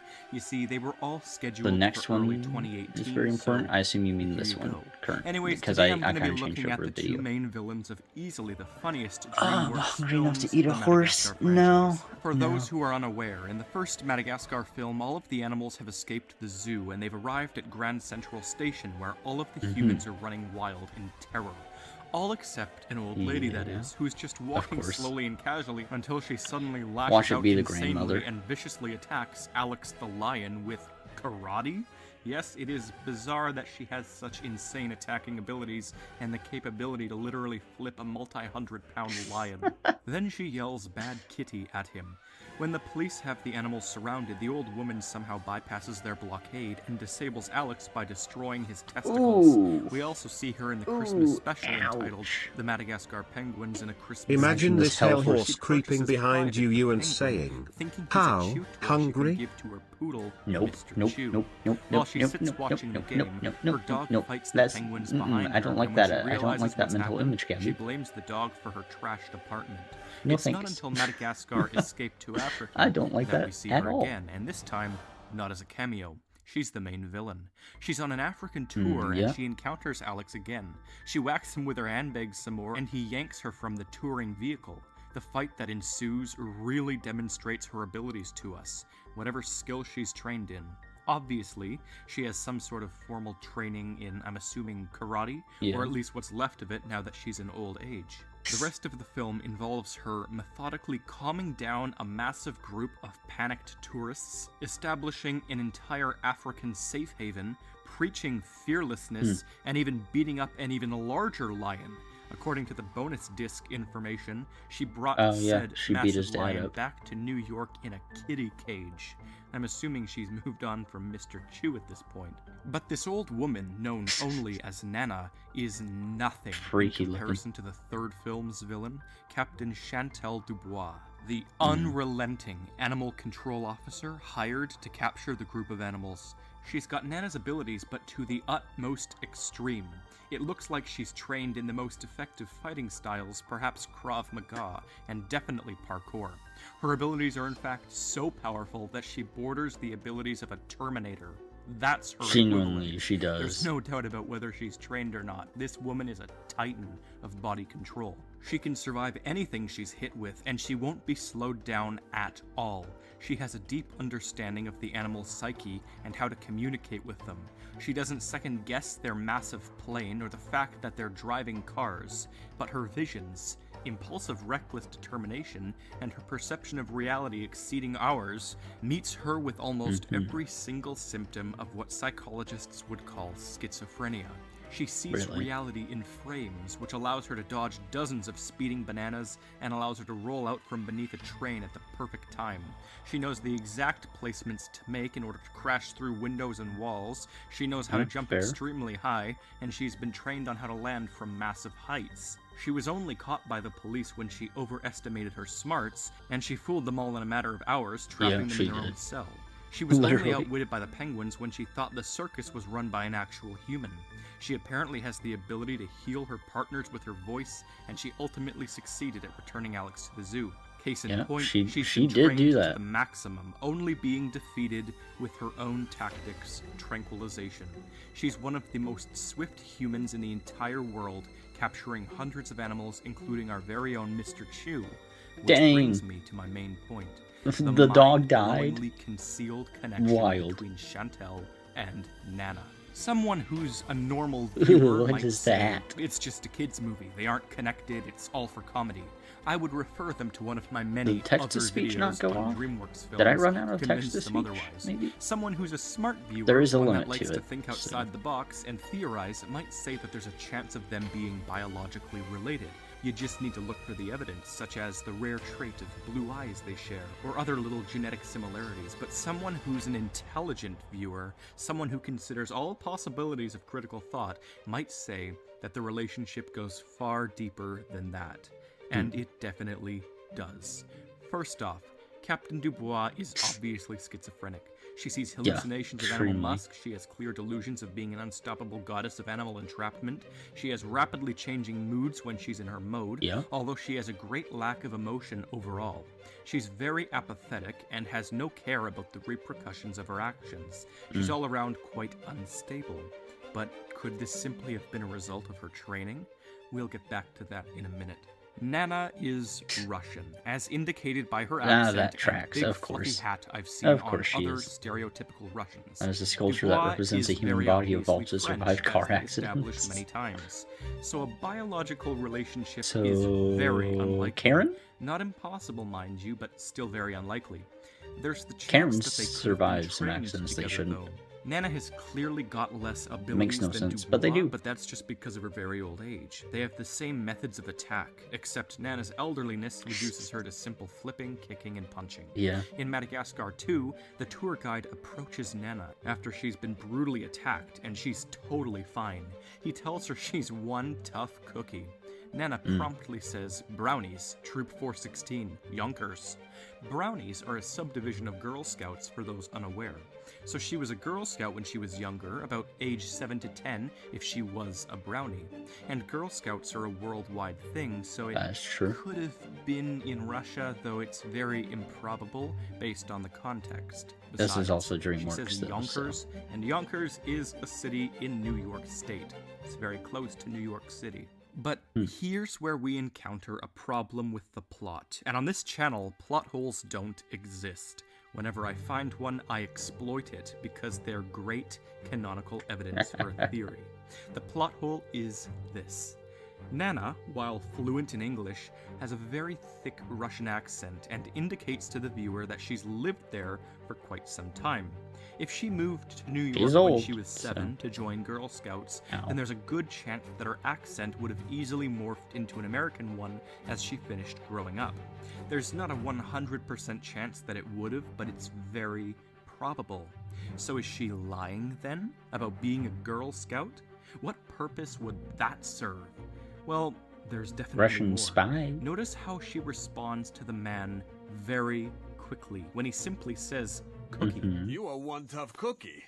Troop 416, Yonkers. A word not even being used in the context of an actual cookie like Girl Scouts sell, but Yeah. rather just, "You're one tough cookie." Code She word. immediately jumps to telling this lie. It's almost like she wasn't Always responding knew to the the lack word of soul made me cookie, stronger. but rather to him saying, "You're tough." It's a psychology thing. For people to have prepared statements and to give too much detail when they're lying, to respond yeah. fast and prepped. So if she's hiding her karate training by masking it as a part of Girl Scouts, why? What is the purpose? Why conceal her true training? It means it's something confidential and important, not just a karate class, certainly not damn Girl Scouts. It's something deeper. She also looks Something drugged at all that times. also gives her this ability to live in the woods, construct a miniature civilization, and calm down a massive amount of people. Something that warrants her having multiple secure locks on her apartment door. Something that I'll get back to in just a moment. So that was shady and deeply interwoven, but let's move on to someone extremely crucial to bridge the gap Mr. Chu. between Chantel and Nana. That someone being Mr. Chu, Nana's dog. I don't As remember we know much from about the this Christmas dog. Capers special, Mr. Chu is a very old dog. He's lived with Nana since she was quite young. He's Oh, old does this have and to do with appears to Mort? be actually rabid.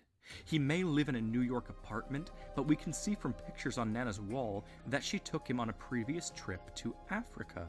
Seems to be a regular thing for her.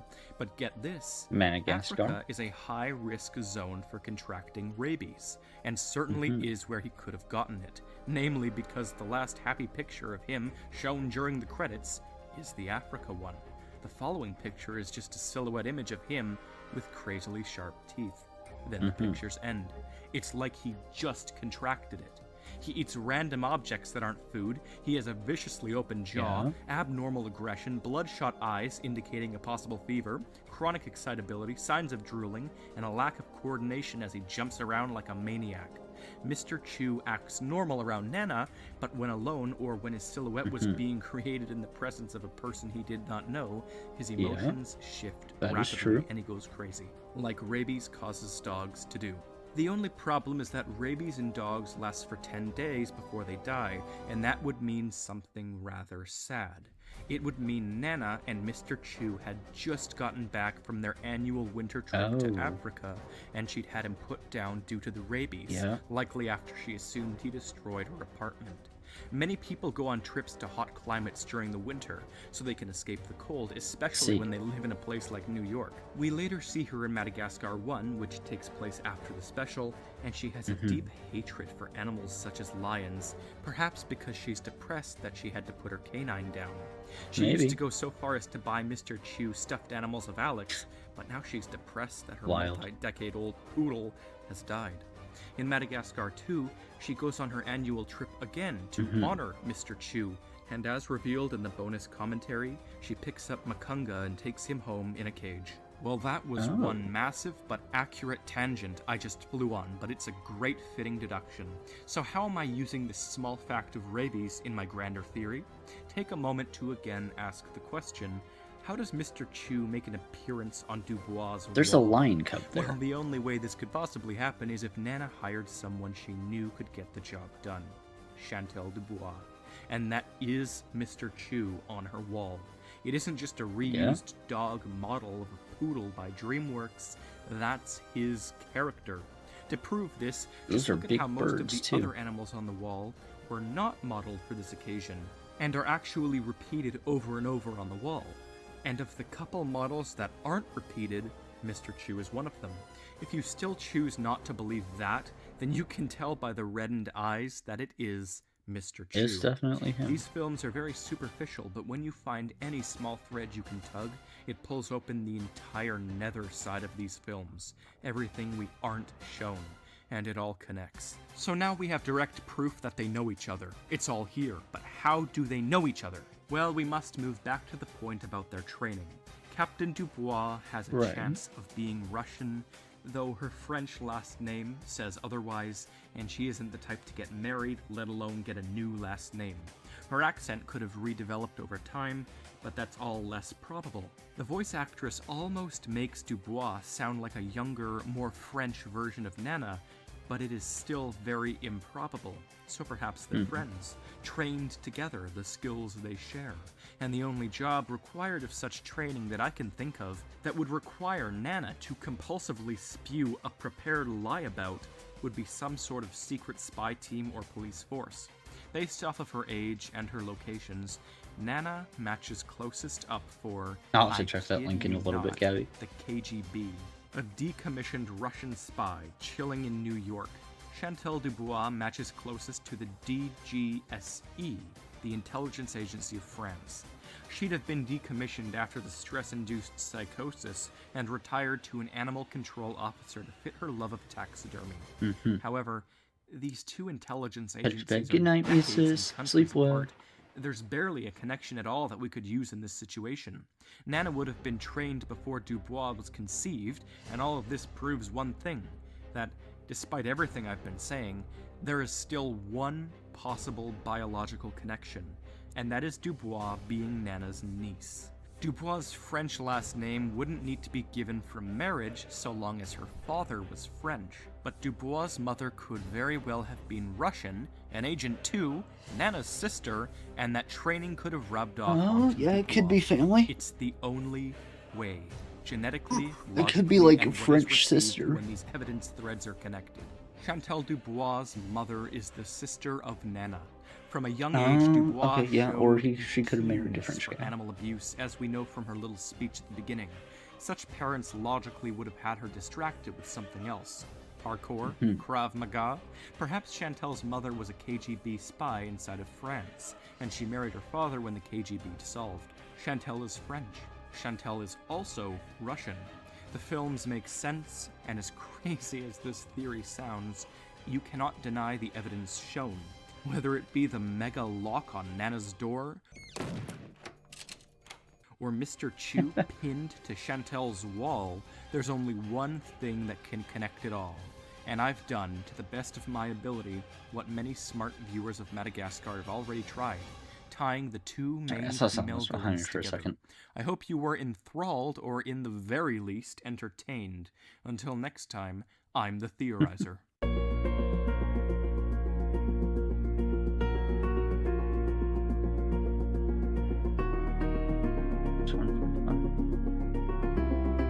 Gladys Sharp. Oh my goodness, this crazy lady. DreamWorks has a track record of making wonderful films. Some have deep world building like Shrek, some are absolutely ever increasingly hilarious like Madagascar, and some are extremely good in all ways of character like Kung Fu Panda. And while the general consensus is that they've dipped in quality since being bought out by Universal, that doesn't prevent them from still creating amazing movies.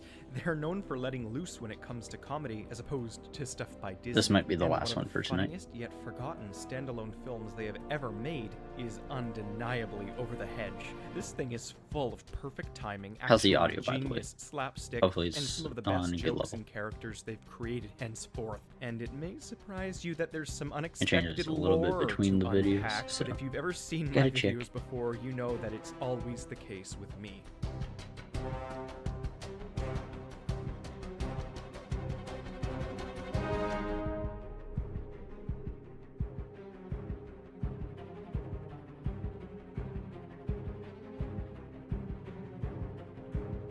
Hello, I'm the Theorizer, and here we see Gladys Sharp, one of the most over-the-top, Crazy, crazy, crazy lady. Put to animation. All of the jokes I'm glad the and audio is good. suspense Thank you, by the land way. well, and that's her purpose. Yeah, But probably what can shorter I a little dig bit. up on I'll her, hang out a and little what bit might we after, unearth but about the rest of this movie's unexplained I am definitely getting backstories? a little I'm bit gonna tired, so- explain all we know first and see what comes of it. So, Gladys Sharp Frickin' is the cattle president prod. of a homeowners association.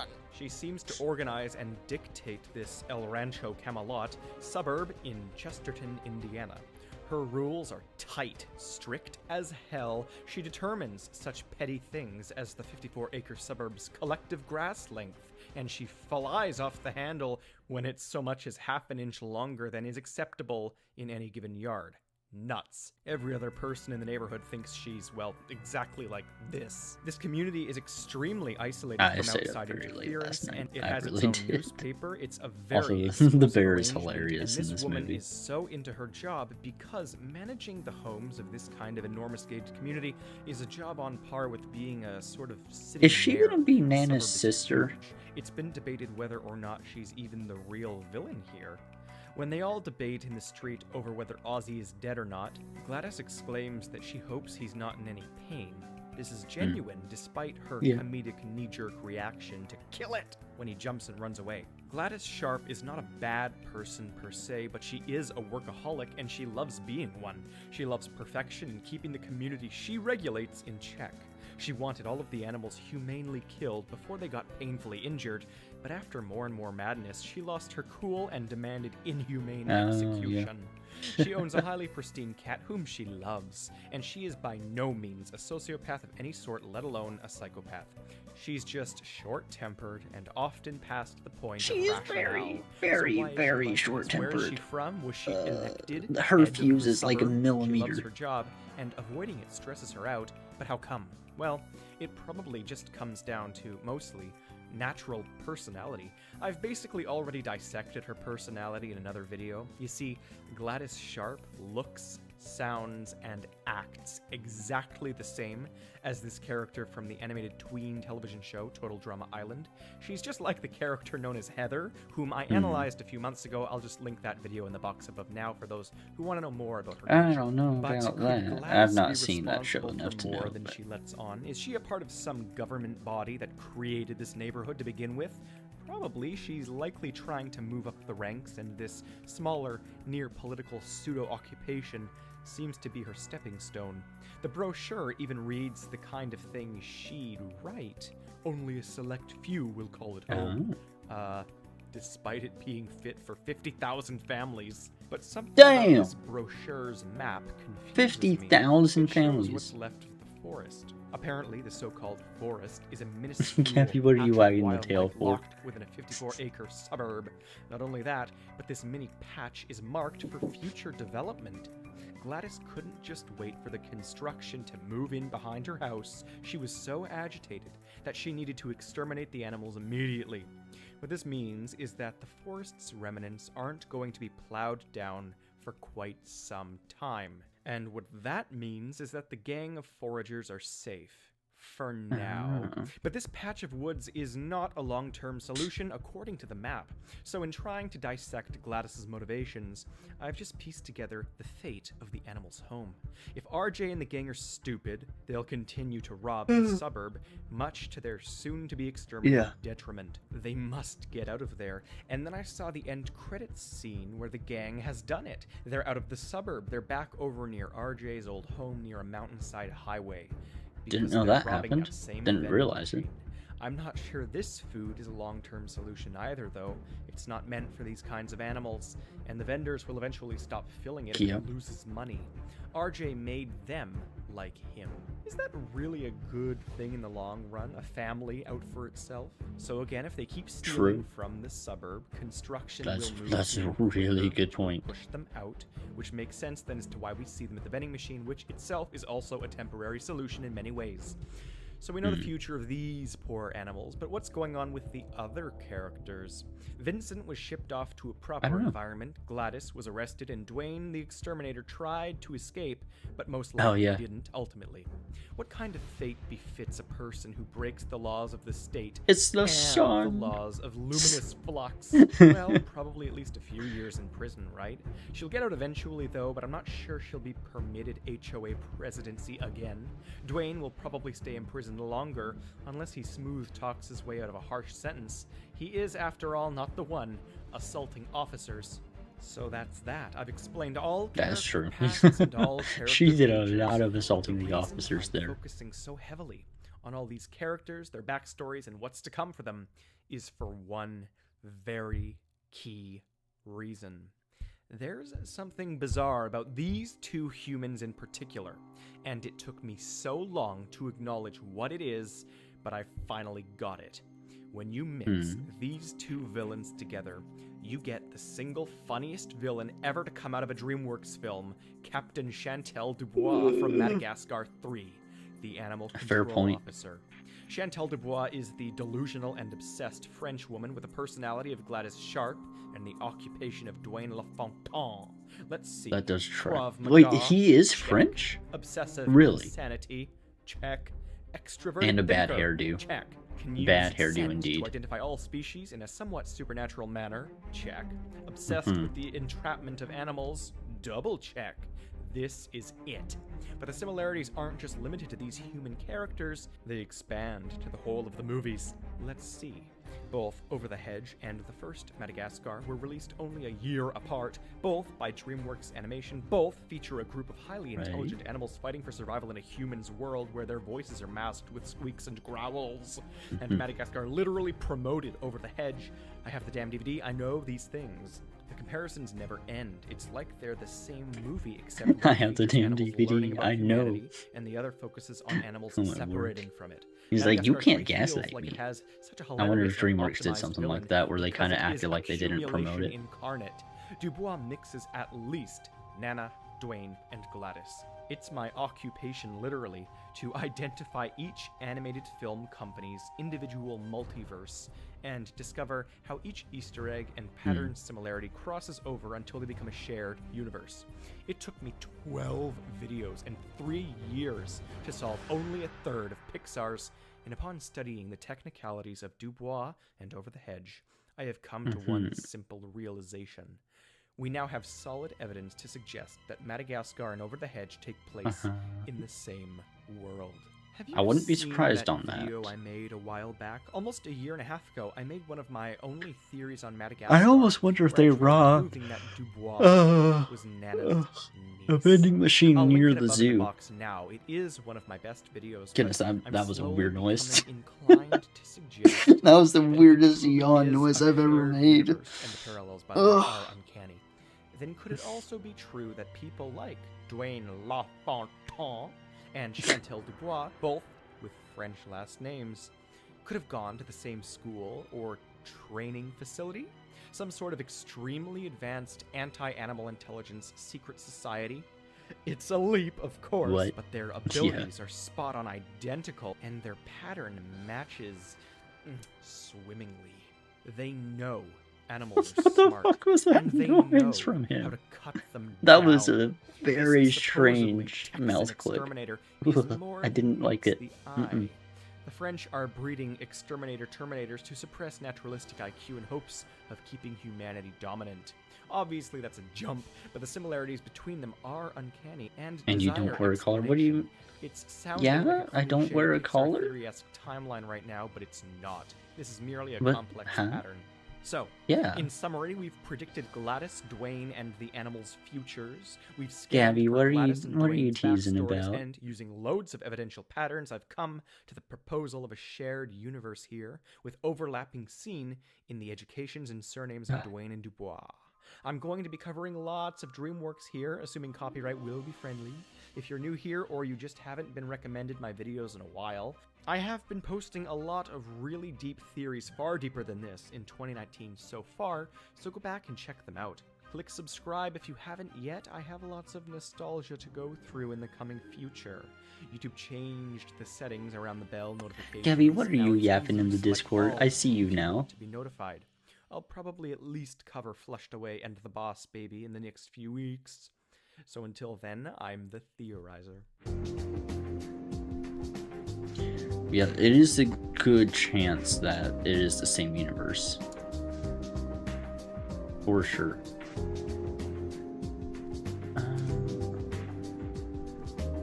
We'll get started on Megamind. Barry's holding the controller in the back. What? Are you talking about a shot collar thing? I don't have a shot collar.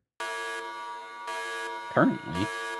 Unless somebody goes and just buys it Blame you for and this sends mess it to you've me or caused. something. Now you must endure this roast. It's too late. You've lost. I've meticulously They don't planned have the my one that revenge, I would which suggest spanned getting dozens of though days' blood, on sweat, and Throne. tears were You'd shed. have to get it through my Pathetically shop. rich you were for an episode. Yeah, I know Hitches better in than your that. britches. What I'm a not load of dumb. Crap. Get down like We've the discussed animal this you a few are. times, Jimmy Albert. Sheep, Bar, Elephantine Vale, you're on par with the worst of the worst. Lemur's own grandfather. How, may I ask, is your DNA a beaver's? Cause you're damn annoying. Flipping falsetto and back with your false head ass on crack, only flaunting what you lack. You're the Adam of your species and the Eve. No, might I I'm add. not How does I'm that not work? sending The pieces anybody don't add up. pictures, Your dad Kieran. lies, you've got nothing to lose. Which is And why I've you never simply sent a choose the picture inconsistent to history. Gabby You're not a either. mystery. I've sent voice messages to him, teasing him when I'm doing like, I don't know, exercise and stuff. Just to tease him because it was funny. That's about it. That is the absolute most I've done.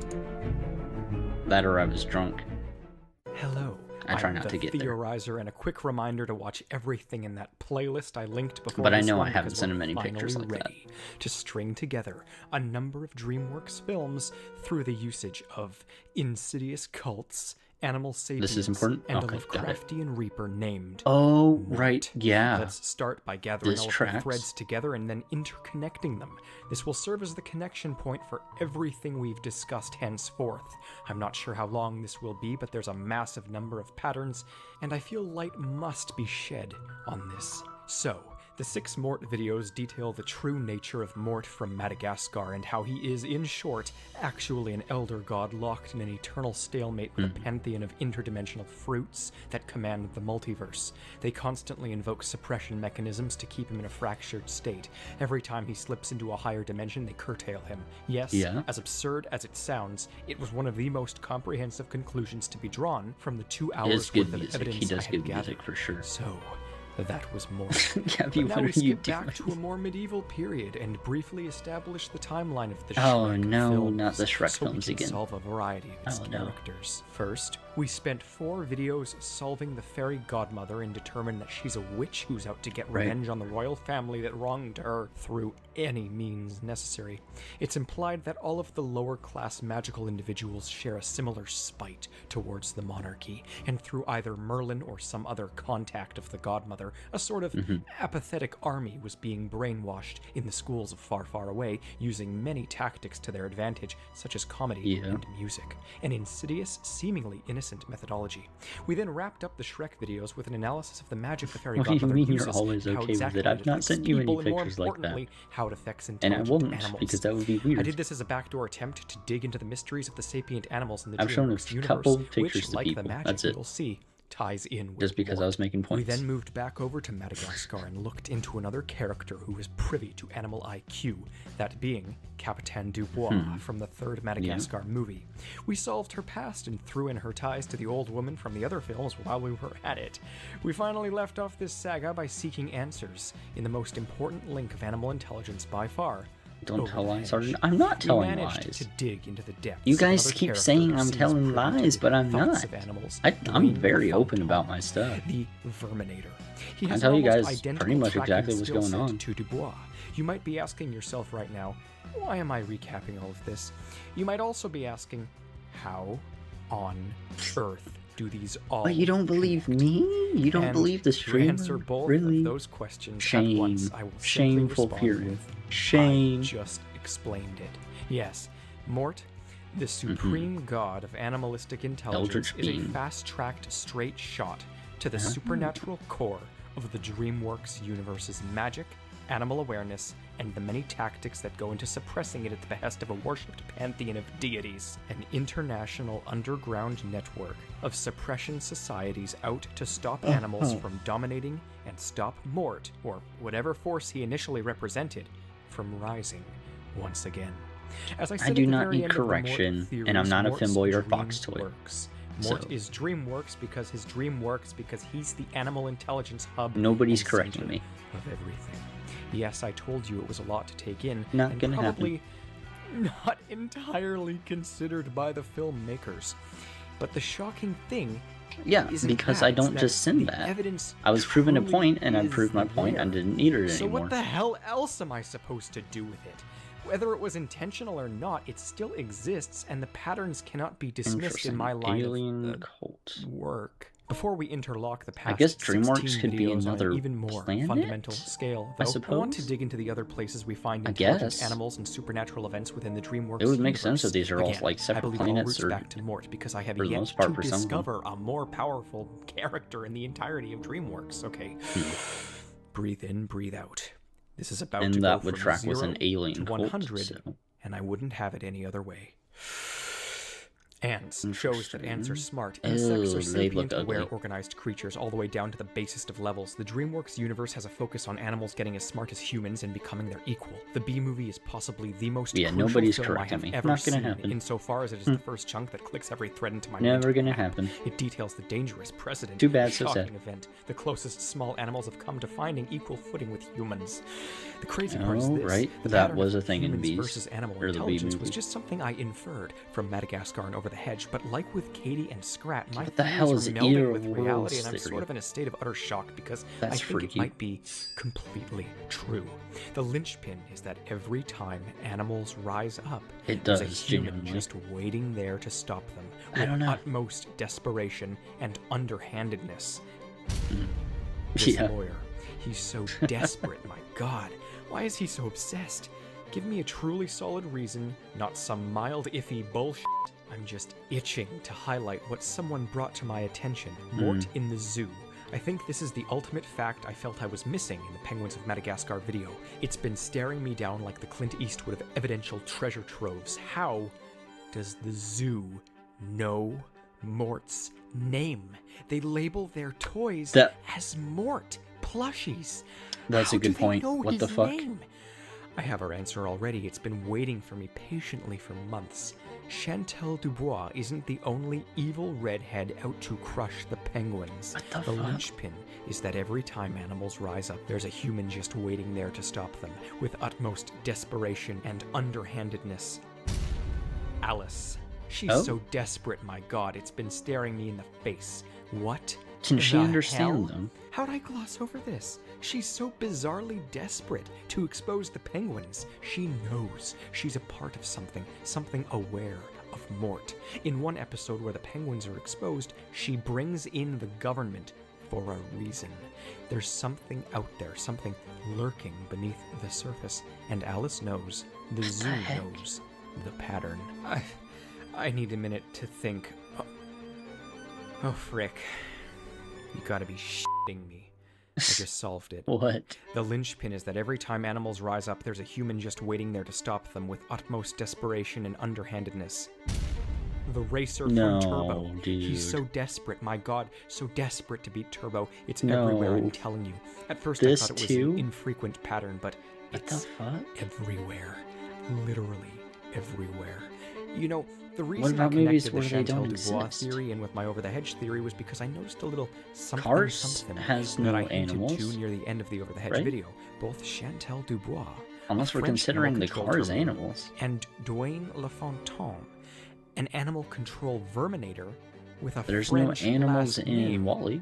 had superhuman abilities related directly to the tracking and extermination of I intelligent don't know. animal life. They are evolving physically just as the animals are evolving intellectually, and coincidentally, they both seem to have French origins. Sort of a coincidence. Let me think. I'm saying gonna unless they're search this up and considering it see as that. I don't if, think they are, but if he's considering it as that, I don't know.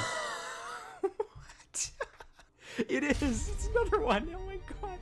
The racer It's French from Turbo too? is French. What the fuck? Oh my god. This is bringing me to tears. What the hell sort of link have I stumbled upon? What sort of pattern is this? Guy Gagné from Turbo, he doesn't seem to be superhuman, but there is another unique link in that snails are notoriously French cuisine. Hot damn, I'm on a roll of some sort, but I don't know how. What the heck is it with French exterminator terminators? The linchpin is that every time animals rise up, there's a human just waiting there to Oh stop my them with goodness, utmost dude. desperation and underhandedness. The Boss Babies No. organization is out to stop the adoption of dogs. They're so desperate, my god.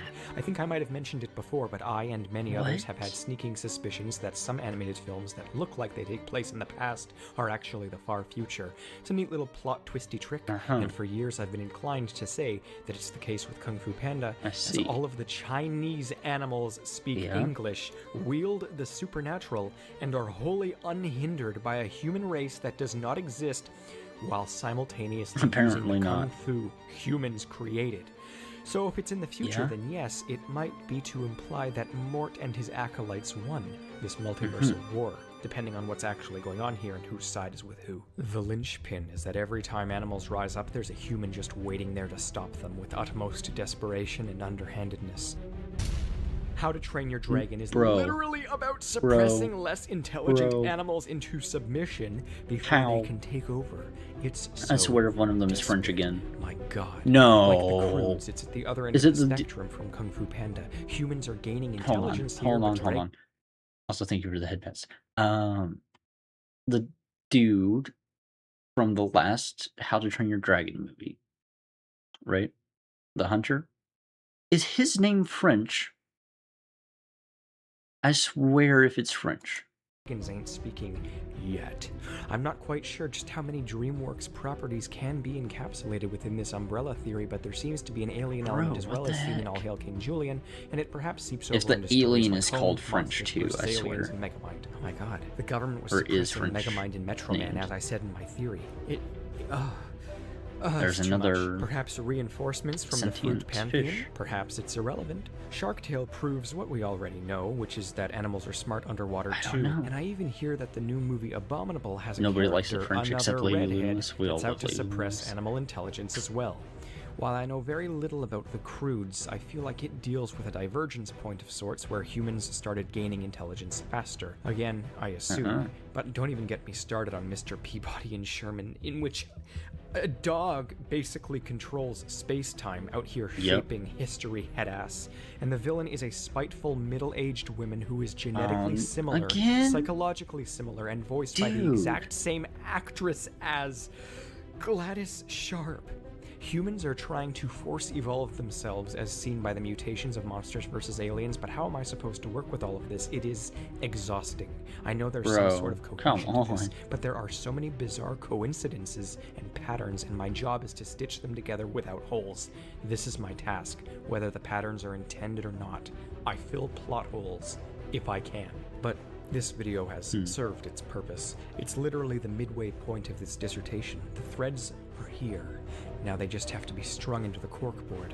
As promised, we will use all of this and structure it into a timeline and a cohesive theory, though it will be an extremely lengthy endeavor. I'll at least try. This is How? the same situation I was in with my How does that penultimate even become Pixar a theory, link, but that ended up dude? working What the like a heck? charm. I need more time to debate which of my other DreamWorks theories belong in this I mean, playlist, he's so you not might wrong, see some more but get what added the hell? shortly. Keep up to date, that's all I'm saying. Before we can do any of that, the purpose of this video is to show you the basis of what I'm going for here, and show you all of the things you need to look for, because now comes that time. Help me in the comments. I need all instances from all DreamWorks How many properties, are cults, left of the smart Megamind? animals, humans suppressing them, 1, supernatural 2, events, and aliens of all 3. sorts. Any DreamWorks property, all of the films, spin-offs, everything. Help me. I'm shocked I've gotten this far completely on my own, to be honest. This will About end up 30 being minutes. 25 parts. I've said it before, I'll say it again, and I'm foreseeing 7 hours in total length. This will be Yeah, I so think that awesome should when be I alright. finally compile into that Fox is too mega tired to sing. video, and I A can't little wait to bit, see what'll yeah. I happen think next. kind I of need got a to think second on a one more down, but grounded I'll level eat to a little bit recuperate for more now, but fill on the the next comment video. section. Fill it. Fill it.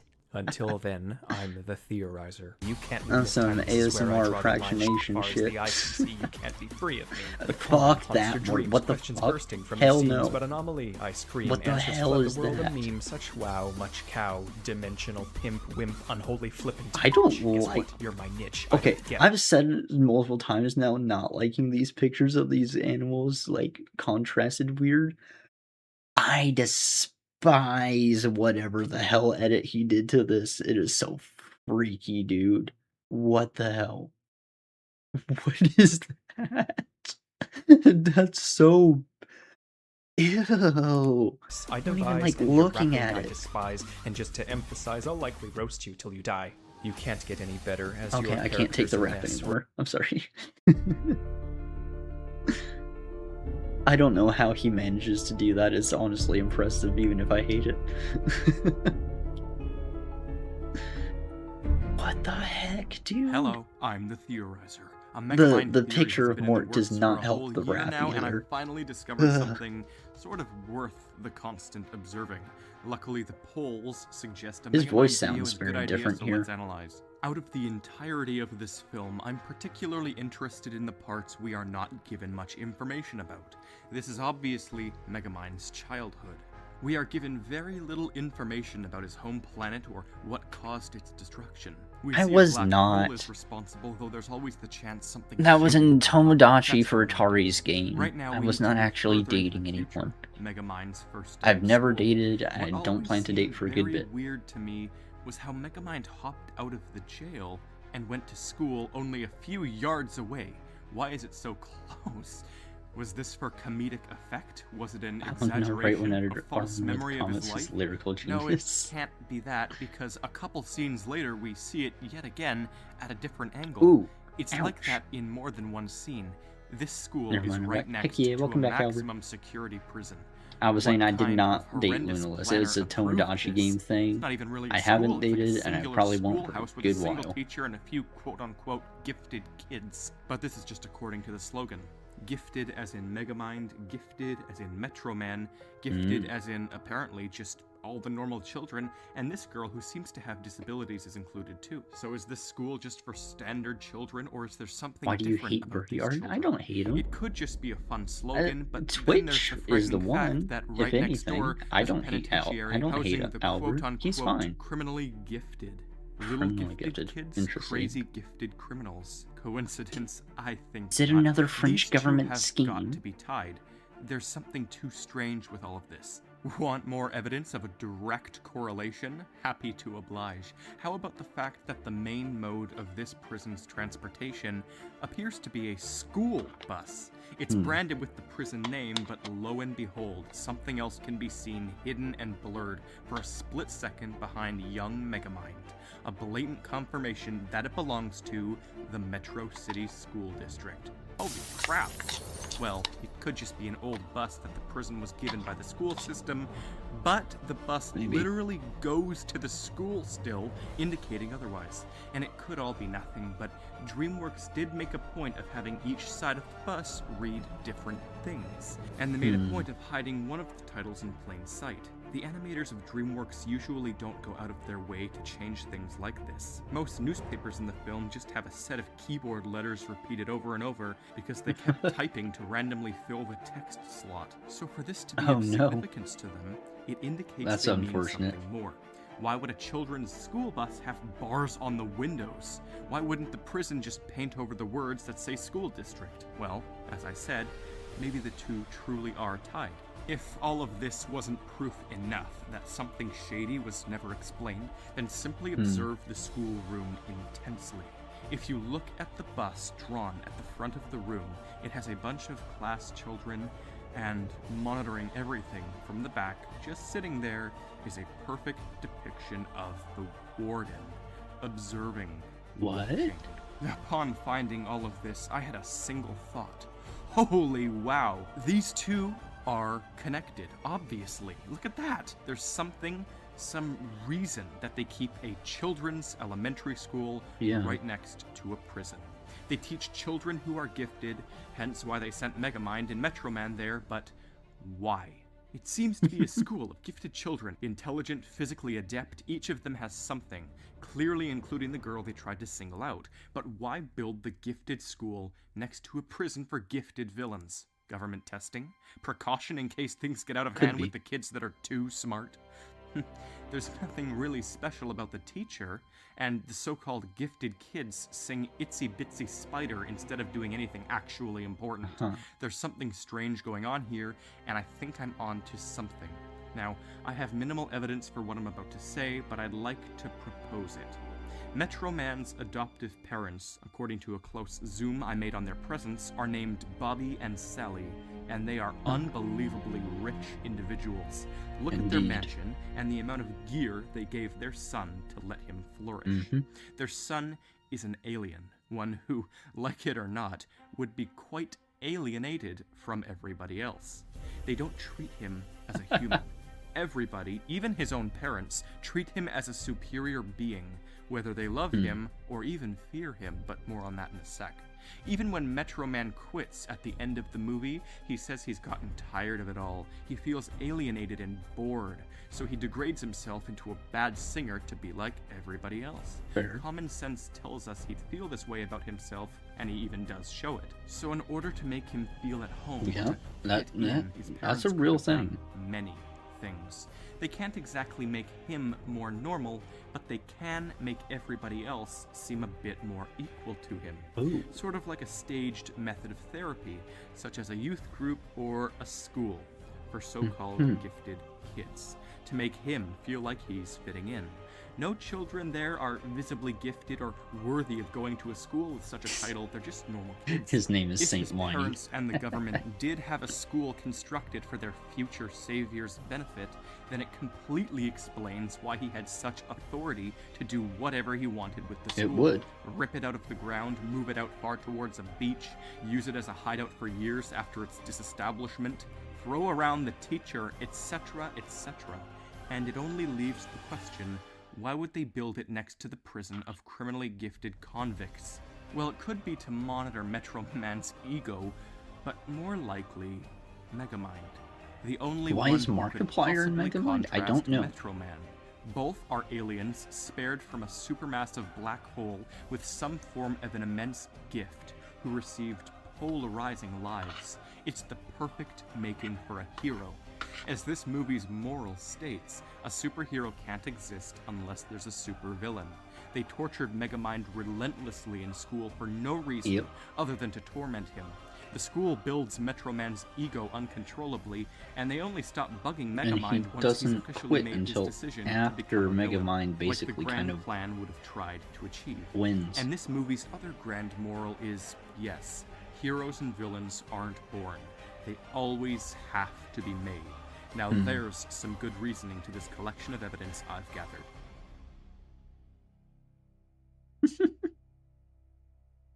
But why worship this kid? Why submit to this flying baby? It's as I mentioned before, deep down they all fear him.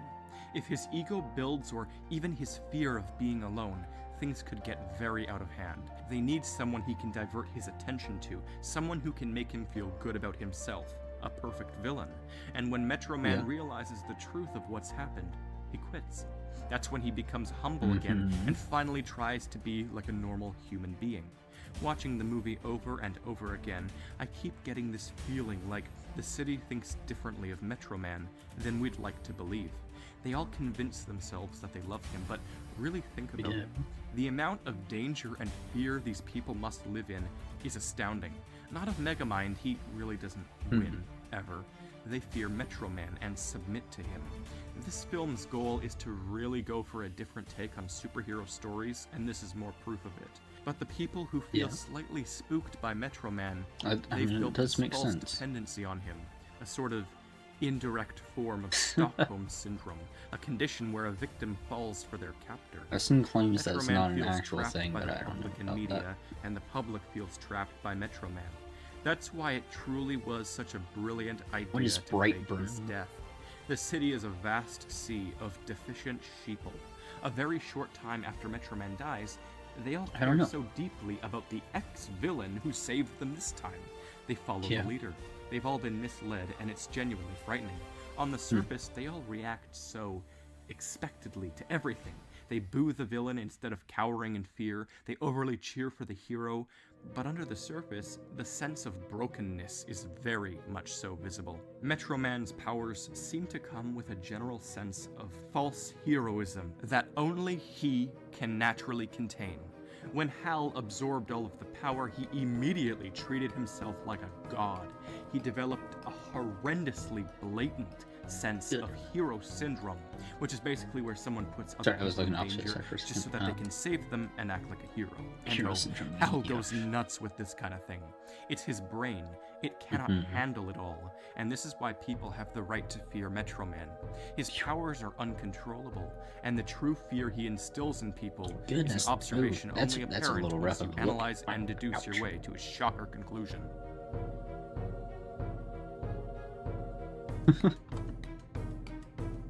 Brightburn is an R-rated movie.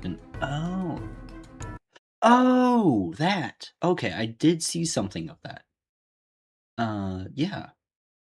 That I have actually seen of that. It's the kid in the mask, and he's basically a worse Homelander.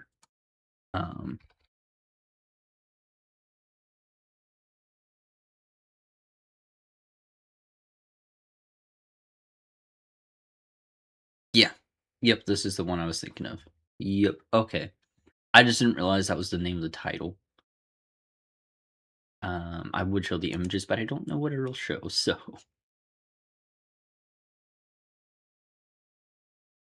The movie Megamind is fantastic, and I love But every yes, it little is what I bit was of it. thinking of. In very, very early 2018, I made a video on it featuring some of the most fantastic inductive reasoning I think I've ever put into a YouTube video. I'd recommend watching it first, since a lot of this video is just going to be touching up the largely rough edges of the last theory, which revolved around Metro Man's parents and everyone in the city being afraid of the very hero they worship. They think of him as a god, a great and terrible entity who they feel the need to please at all costs. My theory was also that they intentionally shaped Megamind into a villain so that Metro Man could have a distraction and not become a villain himself. Great video, and you all seemed to absolutely love it, but I received some more evidence in the comments section and I'm returning to touch it up.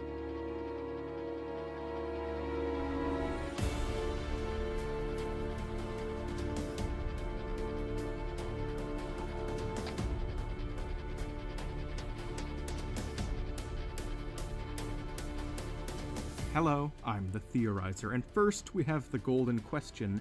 What if the children in the school are just kids of the prisoners? Now, most of the time when people comment things, and this applies to all my theories, Coraline 1's video game ones, all of them, not a bad theory either I've already discussed that very topic in another video, or I'd already considered it before making the video, and I dumped the idea. And this is no exception.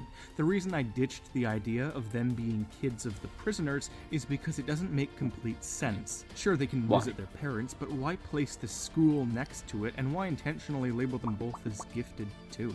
There are just too many obvious logical holes in that idea, and it isn't normal or consistent with the logic the rest of this movie often shows. The kids also are not super evil, like I think I implied they weren't in the last video.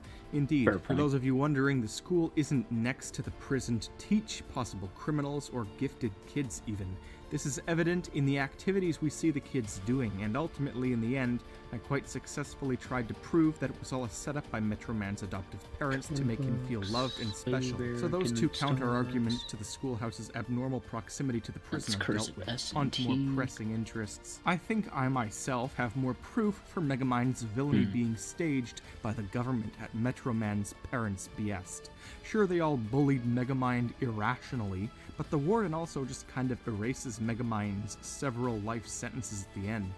Sure, he saved the city, but he still indirectly caused a ton of destruction and was the literal cause of Hal becoming overpowered, yet his sentences were removed at the end. I believe this was because the prison took full responsibility for their actions in shaping Megamind's quasi-evil nature. But since the video came out far earlier this year, I've been continuously noticing further proof that the city is almost putting on an act to allow Megamind to escape and fight Metro Man. I'm serious, I cannot unsee this now. Firstly, Megamind and Metro Man have the same initials, MM. Were they subtly psychologically pushed into choosing these names by the government so that when Metro Man inevitably quit upon possibly discovering his life was a lie, the government could spend less money on the rebranding of the city's hero? That's funny. No, that can't be, because the city itself was named after Metro Man. It has to be. Yeah, it wouldn't make sense enough for that. Possibly believe this? Well, we barely get to see a pathetic sliver of the boys' home planets, but on a big monitor in the background of the destruction, we can barely see what their planets' names are. Megaplanet and Metroplanet. What? So if the city named itself after the race of its savior, then they really are pushing his narcissism to save him and take it out on the other superior being they've kept pinned in a prison to solidify his role as evil. How do they know? This city plays along like a mass fiddle orchestra. The warden, after catching Megamind, they might have gotten information out of the pods. Take the watch that was for Megamind. He should know better. It's like he's playing along. Megamind has been captured a presumed 83 to 88 times by now, but seriously, I don't know, the film says both and is inconsistent when it wants to be, but that only indicates that when it is consistent, it means they want us to see it. Regardless of the evidence pointing to DreamWorks hiding this film with lore, we have to get back to solving it. Right, the evidence of the movie faking everything. After Megamind escapes at the beginning, the prison guards give him a whole 5 seconds to stand there and say, "I'll always be a villain," despite them immediately tackling the warden and jailing him only seconds prior. Even in his speech to the city, he says, "Who'd I be without you?" Interesting. Does he know they created his current psychology? Maybe? He clearly loves to play along. Even more horrifying, what if everyone, Megamind, Metro Man, Roxanne, Richie, everyone knows it's an act? What if this movie is all fake? And yes, I know this is meta supreme, but in this movie, everyone is putting on a show. It makes sense up until, like, the end, sort of. I don't know. Maybe Megamind is behind the whole that would plan be of the really government, weird, but doesn't even know it. DreamWorks could well, do that's it. all impossible. But then we get things I don't like know. this. Roxanne is knocked out unconscious in the car when Minion kidnaps her. When Megamind then proceeds to throw a ton of scary weapons at her, she says, "Ah, yes, your alligators. I was thinking about it on the way over." Excuse me, woman, but you were completely unconscious and had no idea you'd been kidnapped, you psychic journalist. So how could she think about it if she had no idea she was even coming? Well, either this is her or DreamWorks being inconsistent. So either it's proof that she's faking Well, it, she's been captured every time. She probably knows about the alligators by DreamWorks now. is once again being selective with what they deem is important for the quasi-internet detectives to see. Because then they have just one scene later, phenomenal attention to detail. You can see Metro Man walk behind Megamind. Yes, when it's revealed later in the film that Metro Man used super speed to go for a walk. Shit, you can see him. Behind What the Megamind, hell? And here you can see a glimpse of him for a split second on the cameras. But right, because he was going DreamWorks, stupid fast. It's when Megamind is saying something different. Metro Man appeared when Megamind was screaming, "Fire!" sure, not when he was paused. It's not even the same moment. So they have this weird half attention to detail that makes it increasingly difficult to differentiate which things they intend to be inconsistent. It could be an They go editing so error far as too. to show this one special brain bot move up from the crowd and go in front of Metro Man just so that they could prove there was a direct way in which Megamind He has was a point. seeing Metro Man via I can't camera. totally And this is very argue with it. consistent. They didn't have to do this. Then you see a scene where the warden But they is also have been fighting still each other for years. There imprisoned might be and some kind watching of the courtesy TV in between them. Megamind's I don't know. cell. Wouldn't the other cops have let him out by now? And then Megamind, oh, Megamind, he runs into the mayoral office and pretends not to know what windows are. You idiot. You had a schoolhouse full of them. You have a car with them in it. You even discuss them later. Are you faking? Is it an act? Well, duh, it's a movie, but I mean, He does act inside the sometimes, movie's for sure. plot, is it an act? And then we get brilliant consistency, like the ice cubes he trapped the garbage in being rehydrated after it rains. Megamind also says various words weirdly that he doesn't mess up later. This movie shares so much lore in the form of subtlety. What's up And with all then the brain at bots, end, too? Megamind sums What's up in what he those? calls his day, Whose brains? saying he killed Metro Man, lost Roxanne, etc. Even later, Bernard says he had a terrible day. Is that not a concern? You Whose mean brains are in the to tell brain me bots? that despite the fact that it changed at daytime so many times throughout the movie, it was still one day? No. An act?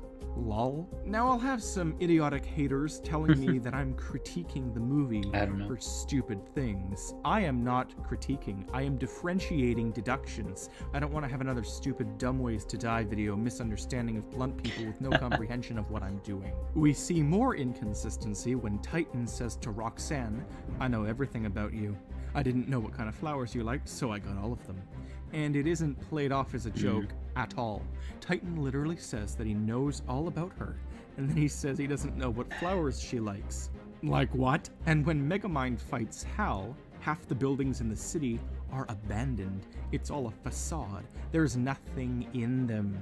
It's like fake infrastructure is in place for battles to occur and damage to be apparently seen. And we see that whenever someone uses the watch, their eye color stays the same. Megamind has these intentionally huge green eyes, and they consume Bernard whenever he pretends to be him. Roxanne didn't notice this or his similar voice. Or maybe she did, and she pretended to love him all that time, so he'd clean up the park and return the paintings until her final kiss, where she'd intentionally pushed the buttons on his watch and used her news reporter acting skills to pretend to be shocked at this so-called revelation. Oh my god. Roxanne, you skank. She paused after he talked about being picked on in school. She stayed to get reporter Was she intel. around? But then we see another inconsistency. Also, thank you When for Minion gifting the sub poses to as Albert. Megamind, Appreciate it. His eyes Thank aren't you. consistent That with way his he doesn't have to logic, deal with the but ads they anymore. were for the warden. What? Is this movie tailoring Thank you, its Kieran, logic so much. to give us a mini plot twist? I'm sure Albert's Why? very happy with that. And why does the voice change for some characters, but for others who use the watch, it doesn't? Megamind probably knew Minion was the warden by looking at his eyes. I mean, that's why he apologized to Minion, to the so-called warden. He knew it. The eyes are clear. Anyways, I gotta chill out before me being too extra is contagious to them ratchet gangstas. If I reground myself, we can point out the most obvious of the obvious. They have a super technical looking system outside Megamind's cell, because they want him to think he's being captured seriously. They looked shocked when he forfeits, but the guards just straight up sleep on the job. Right. They should be able to keep him locked up for good, unless this whole system is just for show. And as I said in the last video, most of the newspapers just say gibberish in them, but not the ones during the opening credits. I need to see those in HD, but I only have Netflix, which actually prevents my computer from screenshotting them. So if you have the ability to snap them, send them to me on Twitter at TheTheorizerYT. That would be helpful. It would also give me deep insight into the thought process of the warden at that time, and also comment your theories below. But before I go, I want to mention something super important. On the last video, commenter Sander Sanderson commented that, apparently, in the Danish dub for the movie, they say the school is literally a part of the prison basically confirming that whole theory of mine regarding the warden being the boss. Boom! That's all today, but I have a lot more, and in just a couple weeks, I'm going to be making an amazingly in-depth video into Megamind's home planet story. I do want to know stay about tuned that. by clicking the subscribe button.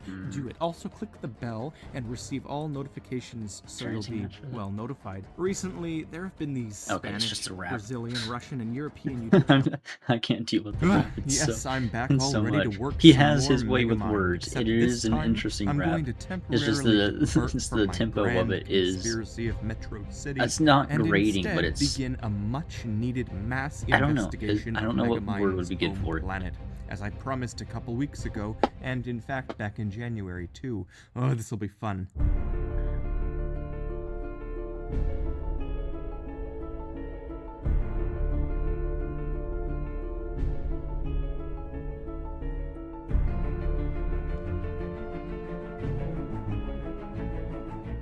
Hello, I'm the Theorizer, and if you recall last video, I brought up a very key point. Megamind's home planet is confirmed to be called Mega Planet, as seen on this big screen in the corner, and Metro Man's home planet is Metro Planet. According to the Megamind Jr. novel, there is a mysterious third planet in their planetary system, which was eaten by the black hole before we got to see it, but I'll get to that later. Because we may not know the deepest inner workings of this fallen society, but there appear to be some general rules we can discover by looking simply at the brief scene we get. Megamind is grabbed by his parents as his planet is spaghettified by a collapsed solar body. He is rushed past a monitor that displays a time limit and a diagram of his solar system being demolished. He is rushed to an escape pod, given a minion, and his parents say he's destined for greatness, apparently, before firing him away. So why is he destined for greatness? Why didn't anybody else leave with him? I mean, they have enough technology to allow for this, as we see, and they're an incredibly advanced I did wonder about planet. that too. All of this odd evidence indicates something isn't quite right with the picture.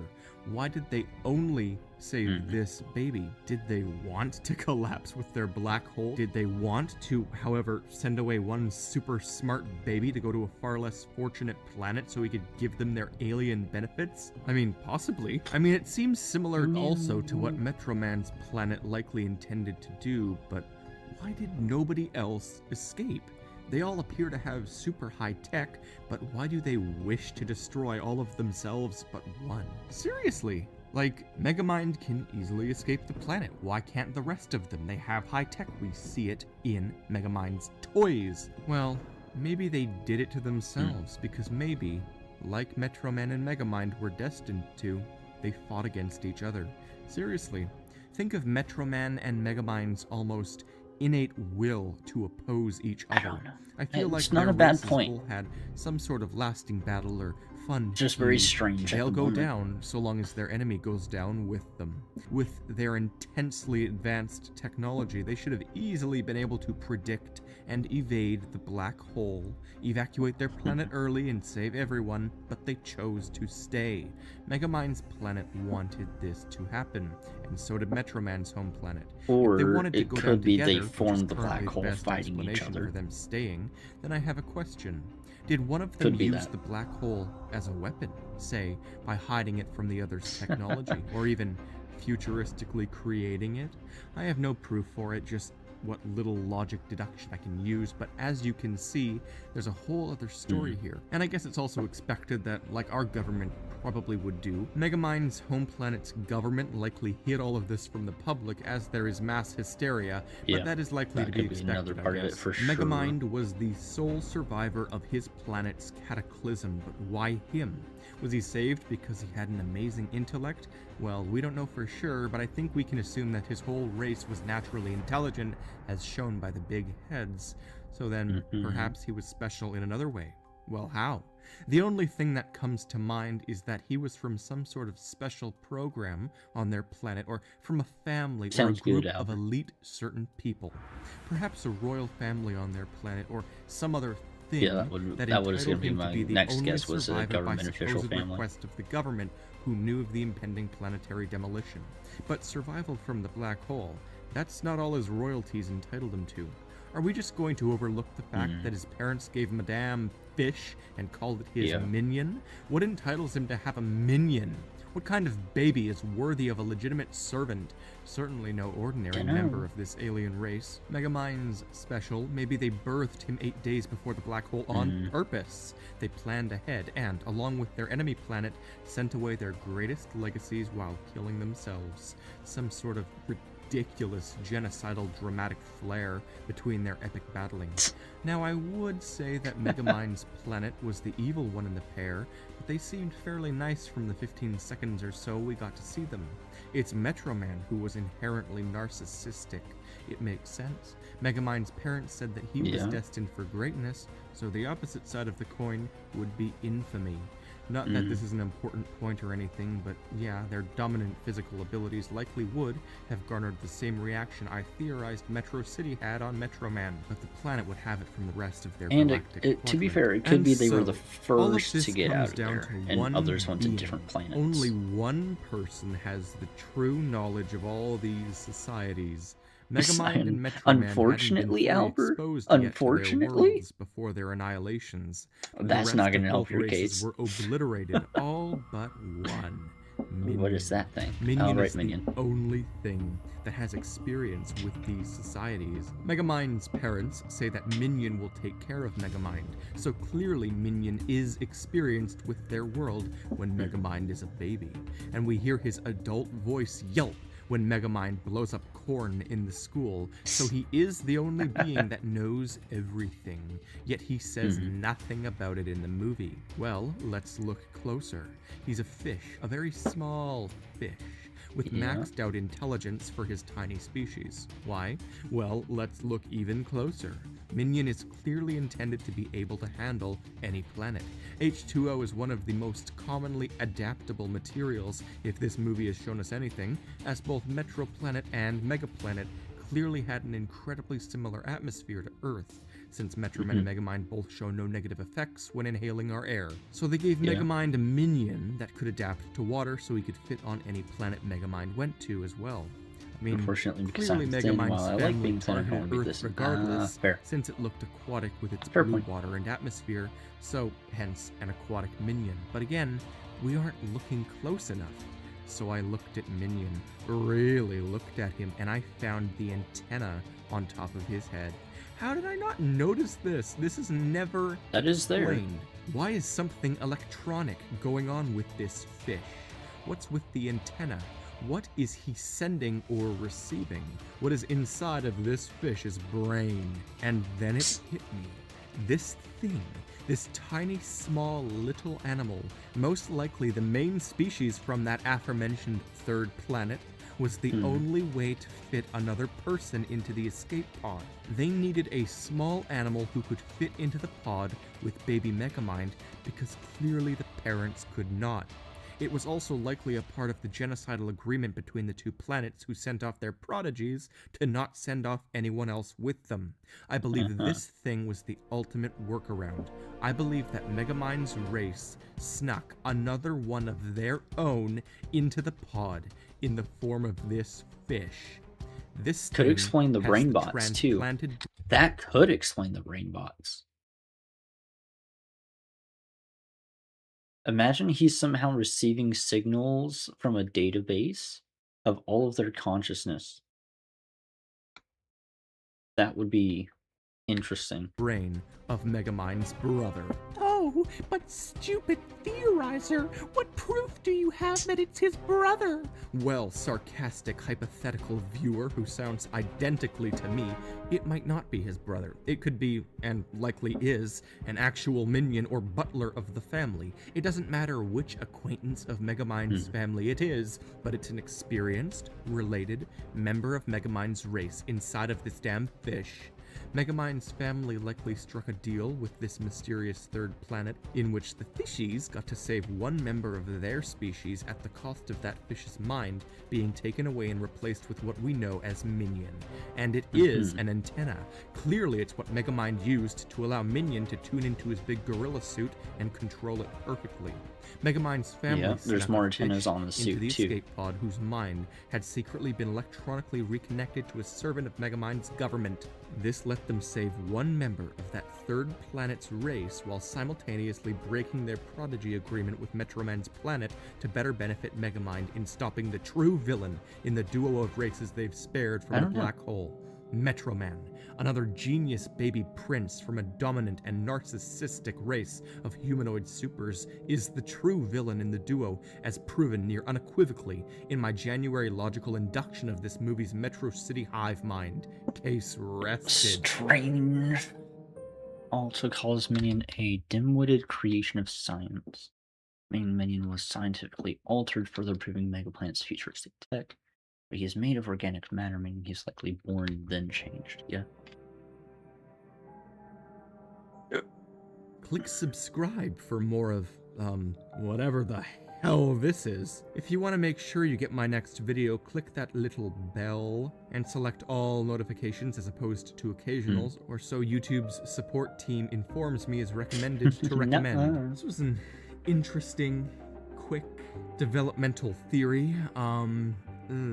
I suppose the fish could just be a hyper smart member of that third planet, but I am sticking to my theory that he's the main race of that third planet because they explain nothing more about it. But I might return to it later, depends on what I continue to think about. Until then, could be the water's on a different light spectrum the Theorizer.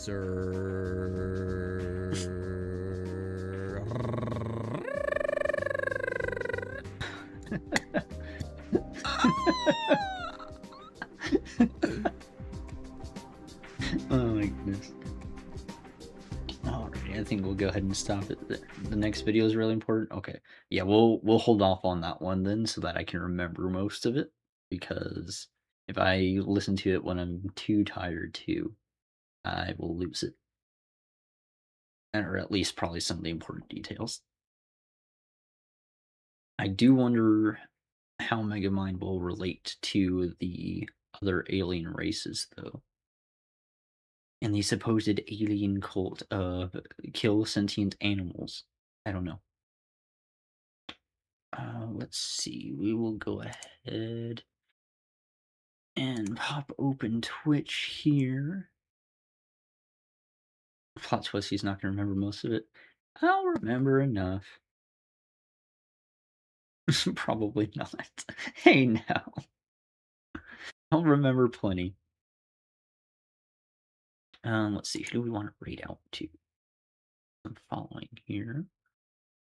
Out Mizu. Oh, it's Anti-Tuber Audits night.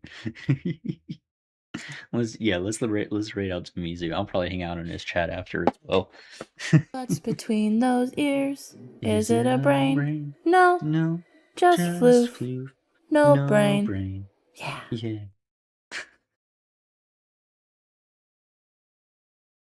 Thank you, Albert.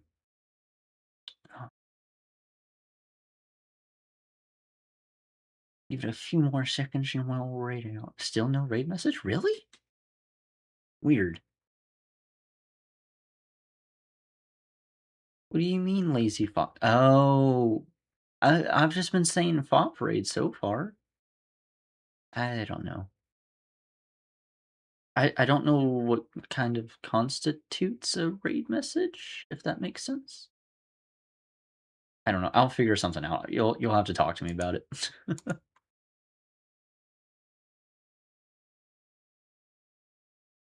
Yeah. France chat. France can keep whatever the shit they're doing. This is a large reason why cartoons in the West still market themselves towards children. Yeah, we'll figure it out.